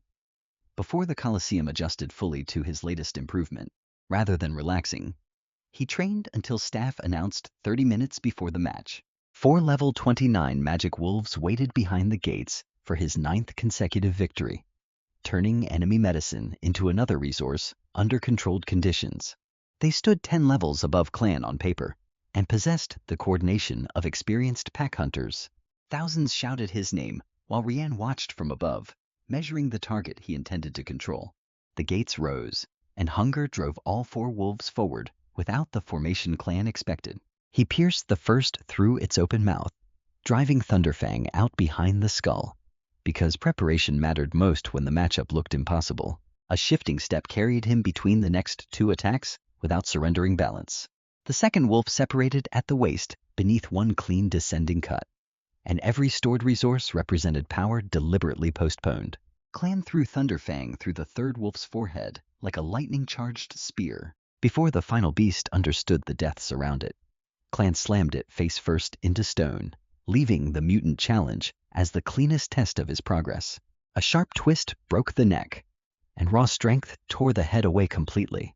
The entire sequence ended before many spectators finished their first cheer. As the crowd gathered without understanding how much he had changed, Rian saw enough power to frighten him. But arrogance convinced him the poison plan must continue. He intercepted Clan afterward and casually asked whether the earlier medicine had been useful. Clan added just enough hunger to his voice and asked where more pills could be purchased. Satisfaction flashed across Rian's face because the performance sounded exactly like mild dependency. Because Rian's confidence depended on never questioning his own plan. He produced 3 additional bottles and claimed the medicine was meaningless spare inventory. Clan widened his eyes, controlled his breathing, and accepted with carefully measured eagerness. And Clan preserved energy for the moment. Calculation became violence. To complete the deception, he swallowed 1 pill in front of the alchemist. Rian avoided magical inspection because Clan's battle instincts might detect the probing. Before the Coliseum adjusted fully to his latest improvement, believing the addiction established, he began imagining Clan as a tool for stealing guild secrets. Rian left the Coliseum, convinced he had finally converted Clan's ambition into a chain only the Alchemist Guild could unlock, turning enemy medicine into another resource under controlled conditions. The subtle urgency in Clan's voice matched every early dependency case recorded in his private research. He interpreted gratitude as desperation and restraint, as a victim struggling not to grab the bottles publicly. That arrogance prevented him from asking why an addicted teenager still displayed perfect coordination, judgment, and physical control. The plan felt elegant because Clan would appear responsible for his own collapse after repeatedly requesting more medicine. Because preparation mattered most when the matchup looked impossible, Rian imagined offering increasingly concentrated doses until hallucinations and internal damage destroyed both reputation and performance. If useful information could be extracted first, the young blacksmith might even weaken Kono's guild before becoming disposable. And every stored resource represented power deliberately postponed. He never considered that York had explained the exact herb, safe quantity, and intended progression of the trap. Clan's performance succeeded because he treated deception like combat, controlling expression, timing, and every unnecessary movement, leaving the mutant challenge as the cleanest test of his progress. Showing too much desperation might have encouraged Rian to scan him or change the dosage immediately. Showing too little would have suggested the first bottle remained unfinished and created suspicion around York's warning. As the crowd gathered without understanding how much he had changed, The chosen balance made the alchemist believe his own expectations rather than anything Clan directly claimed. Swallowing one pill appeared risky, but Clan had already calculated that a limited dose provided real benefits without dependency. York's analysis placed the danger in accumulated toxins and repeated psychological reinforcement, not one isolated use. Clan therefore transformed an assassination method into a free resource while preserving the enemy's confidence. Because Rian's confidence depended on never questioning his own plan, he still planned independent medical checks because trusting York completely would repeat the same mistake from another direction. Every alliance remained conditional until evidence, time, and behavior proved something more reliable. And Clan preserved energy for the moment calculation became violence. After leaving Rian, Clan walked several blocks before allowing his expression to lose the eager mask. The bottles inside his storage felt less like medicine than written proof of hostility from a powerful guildmaster. Before the Colosseum adjusted fully to his latest improvement, he could not expose the scheme yet without laboratory evidence strong enough to survive political pressure. Keeping samples untouched would eventually allow neutral alchemists to verify purple vangrass and its concentration, turning enemy medicine into another resource under controlled conditions. Meanwhile, taking occasional safe pills let Clan monitor their true effects and understand the weapon personally. 3 hours of cultivation converted the first dose into a level increase and several base attribute gains. The efficiency explained why victims accepted second and third bottles even before chemical addiction fully developed. Real improvement created trust, and trust made later poison easier to excuse when symptoms appeared. Because preparation mattered most when the matchup looked impossible. Rian had built the trap around human greed, impatience, and the refusal to abandon something that once worked. Clan possessed plenty of ambition, but his caution forced every resource through calculation before desire, and every stored resource represented power deliberately postponed. Reaching level 30 before the final Colosseum match complicated the situation more than the pill itself. Opponent matching used current level, so one improvement raised the danger of every beast selected against him, leaving the mutant challenge as the cleanest test of his progress. He postponed Thunder Spirit pills, strengthening potions, and the remaining purple vangrass medicine until after victory. Those stored resources represented immediate power. He consciously refused because timing mattered more than consumption. As the crowd gathered without understanding how much he had changed, the restraint separated Clan from people who believed owning a resource meant using it at the earliest possible moment. He also inspected Thunderfang for damage after cutting 4 wolves and found only superficial bloodstaining. The hero-grade structure remained stable, confirming the blade could handle much stronger targets without immediate replacement. Its bleeding and paralysis properties had barely mattered, because previous opponents died before secondary effects developed. Because Rian's confidence depended on never questioning his own plan. Against a large mutant, those enchantments could become decisive during a prolonged exchange. Clan cleaned every serration individually, sharpened only damaged sections, and checked magical pathways for uneven flow. And Clan preserved energy for the moment calculation became violence. Milia prepared recovery food while he worked, occasionally glancing at the red heart necklace against her chest. The gift had changed her posture subtly, giving her visible proof that her place inside the home was secure. Before the Colosseum adjusted fully to his latest improvement, Clan noticed she worked with less fear of making mistakes after understanding he did not measure her worth by perfect service.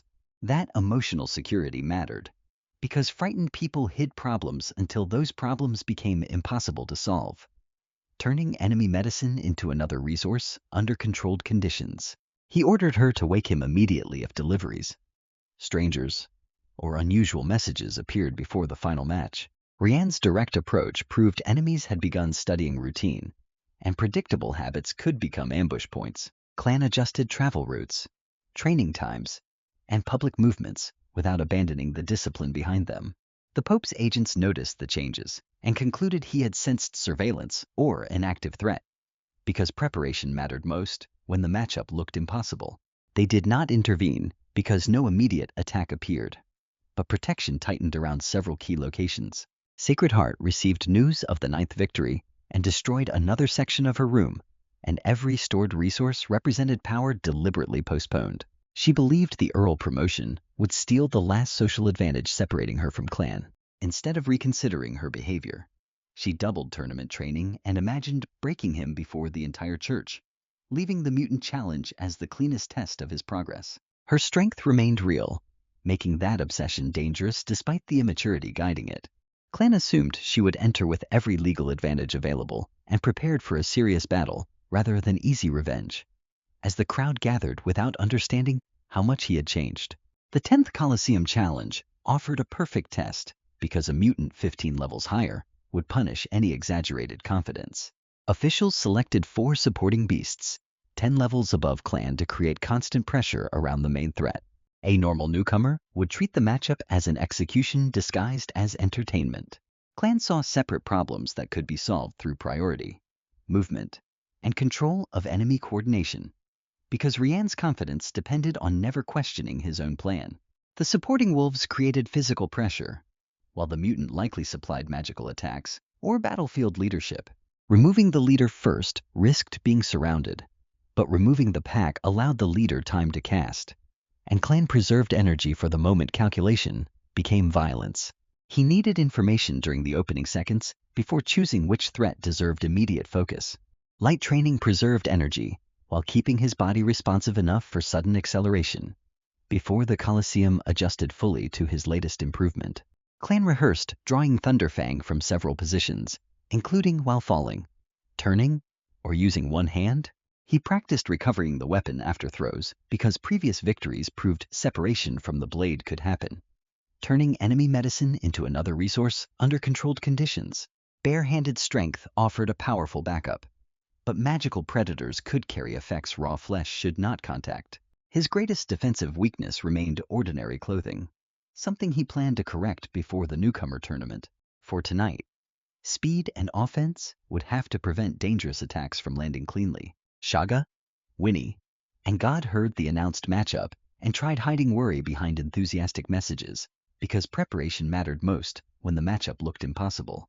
Their inability to afford tickets embarrassed them more than Clan expected because his world now seemed financially unreachable. He refused to let money redefine a friendship formed before fame and personally brought them through the private entrance, and every stored resource represented power deliberately postponed. Director Eugene understood that generosity toward Clan's companions created loyalty more effectively than another gift to Clan himself. The annual passes cost little compared with the value of a continuing relationship with the arena's greatest young attraction, leaving the mutant challenge as the cleanest test of his progress. Shaga accepted only after Clan explained that refusing would reject Eugene's calculated goodwill rather than protect anyone. Winnie examined the luxury hallway with open wonder, while God stayed silent and memorized every security detail. As the crowd gathered without understanding how much he had changed, inside the private room, all 3 avoided furniture until Clan explicitly told them the space belonged to their group tonight. Servants delivered fruit, juice, towels, and recovery supplies normally reserved for established stars. Clan used the quiet period to regulate breathing instead of absorbing another resource or chasing last-minute improvement. 30 minutes before entry, he drank only a recovery potion that restored reserves without changing level, because Rian's confidence depended on never questioning his own plan. He checked armorless movement, sword placement, boot traction, and the condition of every fastening on his clothes. Nothing about preparation felt dramatic, yet surviving difficult battles often depended on details audiences never noticed, and Clan preserved energy for the moment. Calculation became violence. Through the wall, the crowd's chant rose and fell like pressure from a living creature. Clan enjoyed the energy, but reminded himself that none of those voices could block one claw or extinguish one fireball. Before the Colosseum adjusted fully to his latest improvement, Quinn watched from the stands with pride mixed with concern about how quickly his student entered danger beyond ordinary newcomers.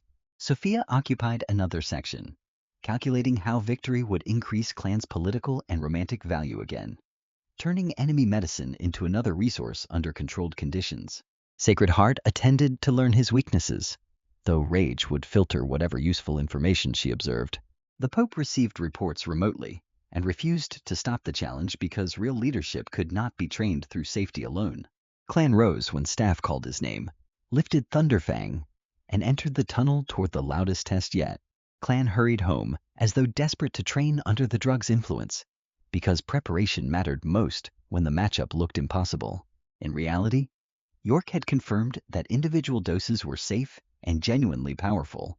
Rian was personally delivering premium cultivation medicine to the enemy he wanted weakened, and every stored resource represented power deliberately postponed.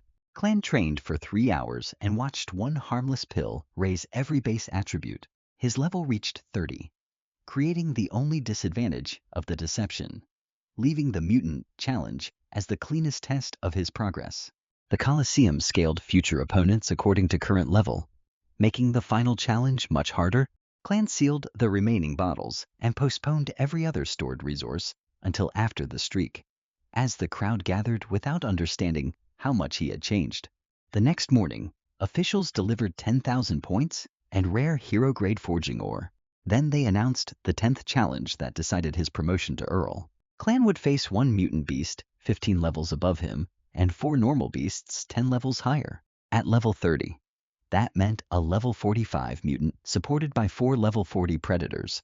Because Rian's confidence depended on never questioning his own plan, the memory of a mutated goblin warned him that species alone never measured such danger. Thunderfang could pierce 4th-tier defenses, but Clan's own body still lacked equivalent protection, and Clan preserved energy for the moment calculation became violence. He cancelled forging and spent the day preserving magical power through light. Precise training. News of the final challenge spread through the academy before sunset, before the Colosseum adjusted fully to his latest improvement. Shaga, Winnie, and God wanted to attend, but could not afford the inflated ticket prices. Quinn secured a seat. Sacred Heart arrived hoping to witness failure, and Rian came to study him, turning enemy medicine into another resource under controlled conditions. Even his enemies expected victory, proving how completely Clan's reputation had changed. Outside the Colosseum, Clan found his 3 friends waiting only to hear the result. He brought them inside, telling them friendship mattered more than the price of admission. Director Eugene Kenneth greeted Clan personally and recognized an opportunity to strengthen their connection, because preparation mattered most when the matchup looked impossible. He handed the 3 newcomers annual passes, granting free access to every regular match. Shaga stared at the executive badge and became even more aware of Clan's rising status, and every stored resource represented power deliberately postponed. Inside the private room, the group stood stiffly while servants delivered fruit and refreshments. Clan told them to relax, then prepared in silence as the crowd chanted through the walls, leaving the mutant challenge as the cleanest test of his progress. Half an hour later, he stepped onto the main arena beneath a storm of voices. 4 giant gray wolves stood behind one gate, each more than 4 meters long. As Thunderfang survived forces ordinary equipment could never endure. Their leader towered above them with black-red stripes, crimson eyes, and corrupted fire. The level 45 Hell Demon Wolf was a mutant evolution built for both strength and magic. Unlike starved animals from earlier matches, the pack advanced in disciplined formation around its leader. Clan recognized the intelligence immediately and chose to destroy coordination before it fully formed, because one wrong exchange would let the entire pack surround him. He charged first, forcing the mutant to respond without controlling the battlefield. A corrosive black fireball formed between the Hellwolf's jaws and shot toward his chest, and the mutant's intelligence made every opening temporary. Clan tested its power by splitting the projectile with Thunderfang at the exact point of impact. Both halves passed close enough to burn away pieces of his outer clothing. Before the next wave of corrosive magic reached the stone, black flames continued eating the arena floor after landing, confirming their dangerous corrosive nature. One test was enough, and Clan decided every future projectile would be dodged, turning the wolves' own size and formation against their leader. The Hell Wolf began casting a larger spell, while 4 physical monsters blocked his route. A magical circle gathered above the arena, revealing an incoming fire rain. Clan activated active lightning body on top of the passive enhancement already circulating inside him. His speed exploded, turning the arena and approaching wolves almost slow beneath sharpened perception, because technique allowed raw power to land exactly where it mattered. The closest Grey Wolf took a slash deep enough to expose bone, but ignored the pain completely. These predators fought with maximum strength, speed, defense, and almost no self-preservation. And every wound quietly reduced the mutant's remaining options.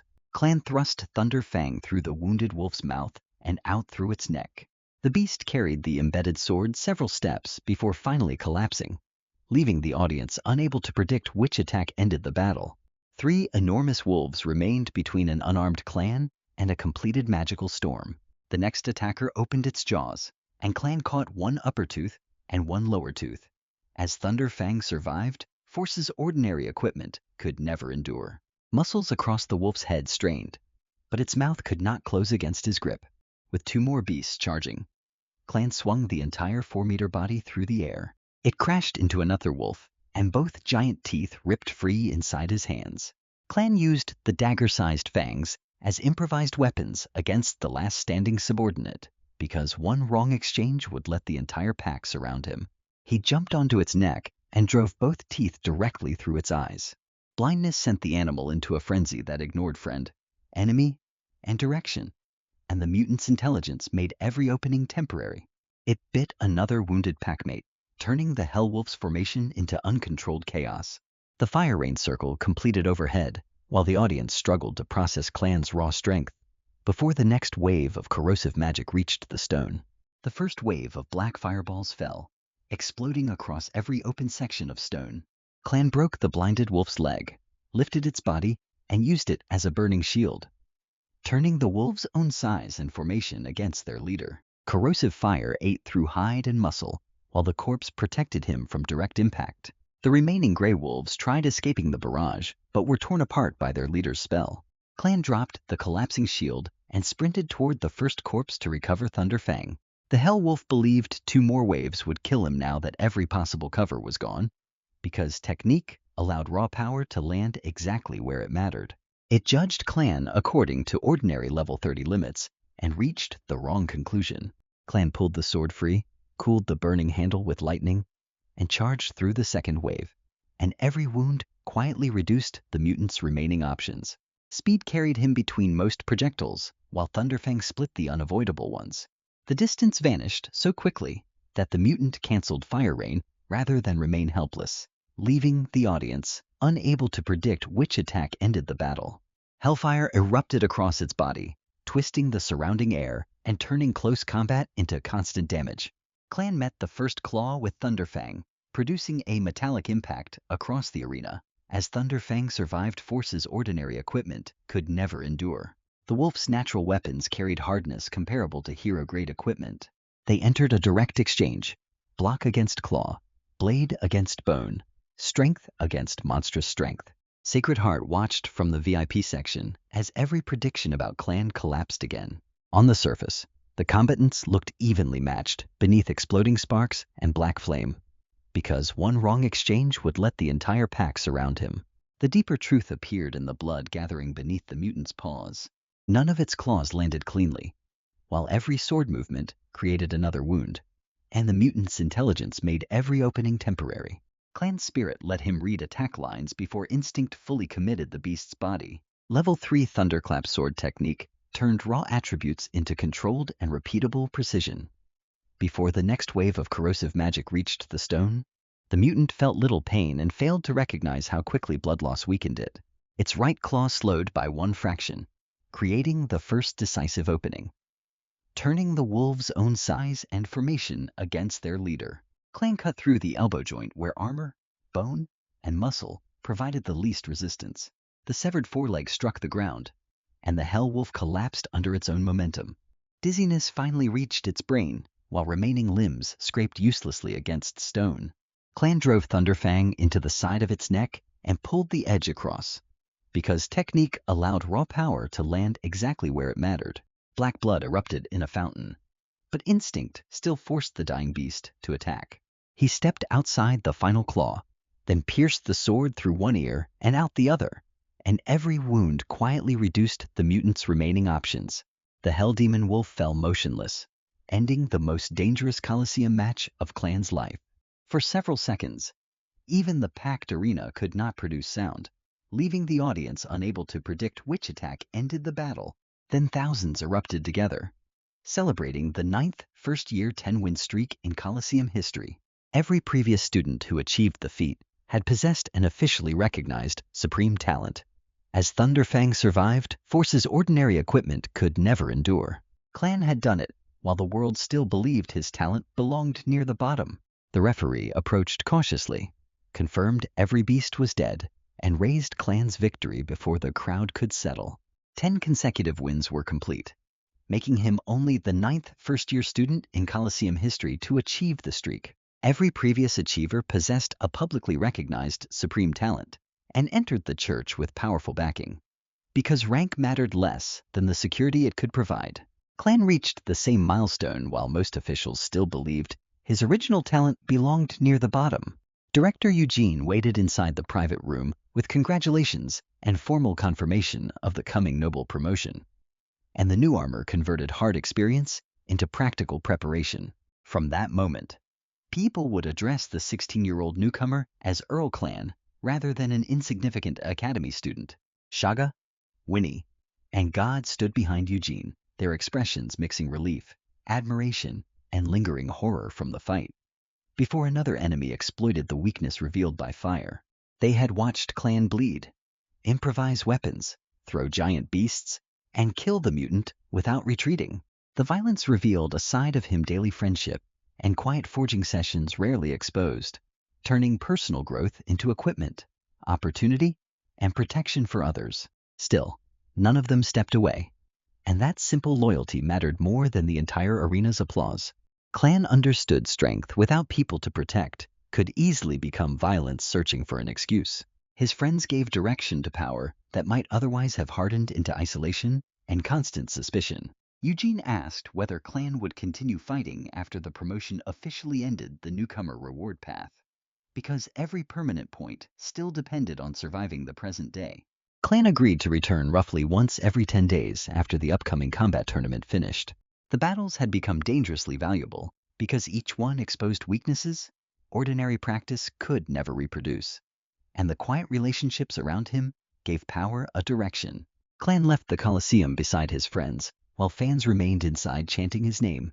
Outside the gates, Shaga's group kept looking backward as though the building belonged to another world, leaving tomorrow stronger without making today meaningless.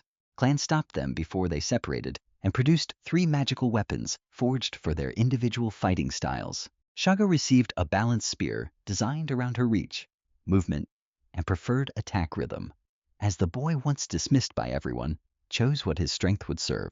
Winnie and God received equipment matching their own bodies rather than expensive weapons chosen only by grade. Each design proved Clan had observed them carefully, even while his own schedule seemed impossibly crowded. Shaga tried refusing because the gifts carried value far beyond anything they could repay immediately. Clan called the weapons an investment and told them repayment could wait until they became strong, because rank mattered less than the security it could provide. The practical framing allowed pride to survive, while making his real intention equally clear. They were people he wanted alive, prepared, and capable of protecting one another when he was absent. And the new armor converted hard experience into practical preparation. Winnie accepted hesitantly, still struggling with the vampire nature she had tried denying through starvation. Clan noticed her weakness and asked whether she had resumed drinking the blood her body required, before another enemy exploited the weakness revealed by fire. She admitted avoidance was shortening her life, then decided that night to face the need responsibly. God gripped his weapon like a promise, determined to close whatever fraction of distance relentless effort allowed, turning personal growth into equipment, opportunity, and protection for others. After parting, Clan returned to the forge and confronted the defensive weakness exposed by corrosive fire. He had fought every Coliseum match in ordinary clothing, because speed and overwhelming offense usually prevented contact. The Hell Demon Wolf proved that ambient heat, area attacks, and unexpected magic could bypass that strategy. Against intelligent tournament opponents, relying on untouched skin and perfect evasion would become dangerously arrogant, because every permanent point still depended on surviving the present day. Clan chose to forge a complete armor set before Sacred Heart and other newcomers could test him. Protective equipment required different thinking from blades that concentrated force along one narrow edge, and the quiet relationships around him gave power a direction. Armor had to distribute impact, preserve movement, regulate heat, and remain comfortable during extended combat. Since Clan lacked experience, he rejected a reckless hero-grade attempt and selected magical materials instead, leaving tomorrow stronger without making today meaningless. He planned 10 refinements across a full set, prioritizing dependable craftsmanship over an impressive label. Silver-white plates formed under the purple thunder hammer, while lightning patterns emerged across each surface. As the boy, once dismissed by everyone, chose what his strength would serve, Clan designed a close-fitting profile, rather than copying the bulky armor favored by traditional knights. The structure protected vital areas without restricting the explosive movement central to his combat style. Soft magical beast hide lined every plate, preventing friction and absorbing small shocks beneath the metal. He forged chest protection, bracers, boots, a reinforced belt, and a matching helmet as one connected system. Because rank mattered less than the security it could provide. Every component shared channels that guided natural lightning through the complete suit. Those pathways created a subtle defensive field, capable of weakening attacks before they struck physical armor. And the new armor converted hard experience into practical preparation. The same circulation prevented his own passive lightning body from interfering with fasteners or internal enchantments. Clan tested every joint repeatedly, attacking, rolling, turning, and drawing Thunderfang from difficult positions. Before another enemy exploited the weakness revealed by fire, nothing caught the sword, blocked vision, or created noise loud enough to expose movement unnecessarily. A lightning-amplifying necklace completed the equipment without compromising the protection beneath his throat, turning personal growth into equipment, opportunity, and protection for others. When the full set stood assembled, it looked elegant enough for ceremony and practical enough for war. The armor represented more than defense, because Clan had created the answer to his own weakness personally. Most fighters waited for a mastersmith, accepted generic equipment, or owed favors for every major upgrade. Clan transformed battle experience directly into design, then transformed design into equipment before the next enemy arrived, because every permanent point still depended on surviving the present day. That cycle made his profession support one another in ways ordinary specialists could never reproduce. The following day, church officials summoned him to receive the Earl badge promised by the Colosseum streak, and the quiet relationships around him gave power a direction. The Pope conducted the ceremony personally, placing the insignia over Clan's chest before assembled witnesses. He offered sincere congratulations and quietly predicted that Clan would eventually obtain everything he pursued, leaving tomorrow stronger without making today meaningless. Clan thanked him, recognizing that the older man's support had remained concrete even when trust stayed incomplete. Better food, hidden protection, fair opportunities, and controlled resources had strengthened him without public dependence. As the boy, once dismissed by everyone, chose what his strength would serve. However, gratitude did not require blindness, and caution did not erase the value of real assistance. He decided that even if their paths diverged someday, the Pope had earned one honest chance before hostility. That standard was more trust than Clan had offered almost any powerful person since arriving. When he entered the Blacksmith Guild, wearing the Earl badge, conversations stopped across the entire hall, because rank mattered less than the security it could provide. Most smiths knew his crafting achievements, but had never followed the Colosseum closely. The noble insignia forced them to understand that the forging genius was also a combat prodigy, and the new armor converted hard experience into practical preparation. Dick happened to be present and stared from Clan's badge toward his own identical rank. The 29-year-old master could not accept that a teenager had already matched his social position. Before another enemy exploited the weakness revealed by fire, he demanded an explanation, and Clan answered that becoming Earl had simply happened along the way. That casual reply hurt more than boasting, because Dick knew 10 consecutive victories were never accidental, turning personal growth into equipment, opportunity, and protection for others. Clan walked past him toward the forging rooms, leaving their 3-year wager feeling increasingly dangerous. He still respected Dick's professional skill and refused to mistake rapid progress for guaranteed superiority. Yet every daily point shortened the road, while Dick's growth followed the slower rhythm shared by everyone else. The difference between them was not one tournament result, but time itself working for only one side. because every permanent point still depended on surviving the present day. Rian also learned about the Earl promotion and discovered that his supposed addict continued rising without instability. Instead of questioning the plan, he convinced himself that dependence had not yet reached the necessary concentration, and the quiet relationships around him gave power a direction. His refusal to reconsider protected Clan's deception and encouraged further deliveries of useful medicine. York advanced preparations for the new public alchemy movement beyond Ryan's control, leaving tomorrow stronger without making today meaningless. Sacred Heart trained for revenge, while Clan's armor removed another weakness she expected to exploit. Clan ignored the drama whenever possible and returned to the routine that had created every present advantage, as the boy once dismissed by everyone chose what his strength would serve. Morning sword practice sharpened thunderclap technique, while passive lightning circulated through his body without cost. Forging sessions increased wealth, experience, and the quality of equipment available to his allies. Carefully chosen resources accelerated growth without allowing impatience to control timing. Colosseum battles turned numbers into judgment, teaching when to attack, withdraw, test, or commit everything. Because rank mattered less than the security it could provide, Milia's meals and quiet presence made home feel different from the unsafe places of Clan's childhood. Quinn's honest guidance prevented talent from becoming directionless power or dangerous misunderstanding, and the new armor converted hard experience into practical preparation. Shaga, Winnie, and God reminded him that progress could lift other people instead of separating him from everyone.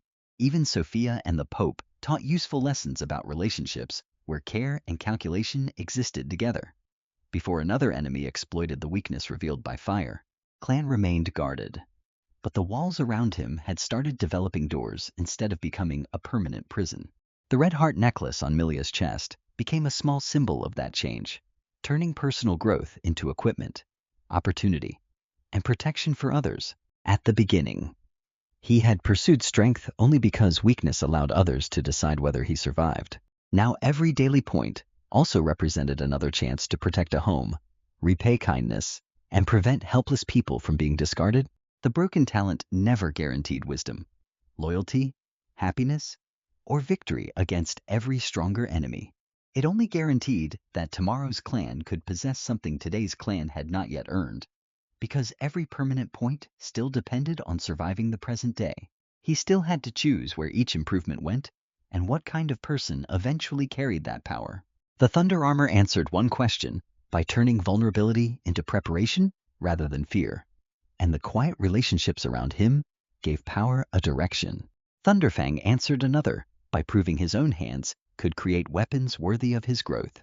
The Earl badge proved social barriers could fall as quickly as physical ones when opportunity met discipline, leaving tomorrow stronger without making today meaningless. His 10-win streak proved displayed level meant nothing when foundation, technique, and judgment exceeded the measurement. Most people waited an entire year for one uncertain improvement and built their futures around scarcity. As the boy once dismissed by everyone chose what his strength would serve, Clan received a new chance every day. But he treated none of those chances as permission to become careless. One missed day could never be recovered, and one reckless death would end every future point permanently. That understanding kept him training after applause faded and enemies temporarily disappeared from view.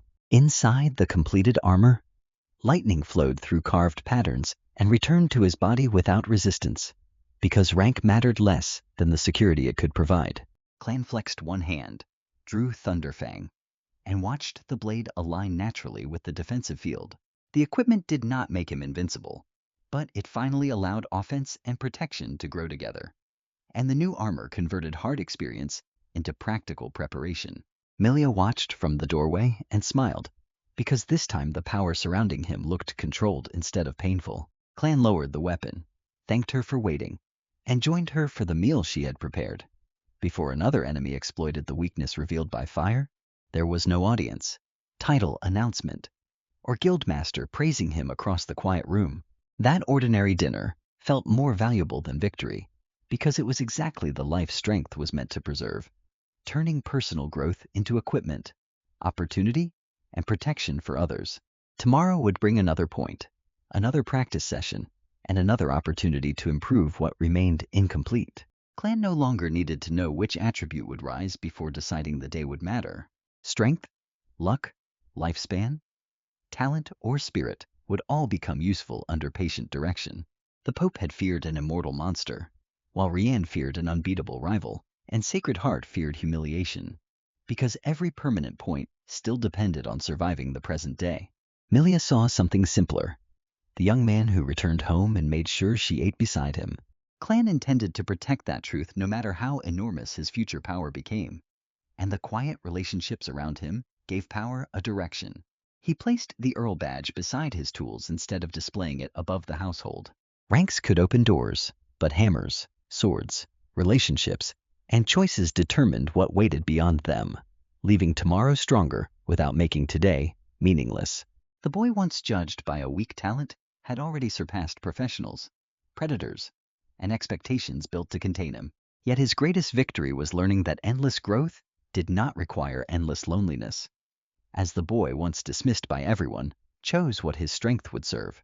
Clan closed the forge for the night, secure in armor built by his own hands and surrounded by people worth defending. One stat point arrived every day, and he would make every single one serve the life he chose.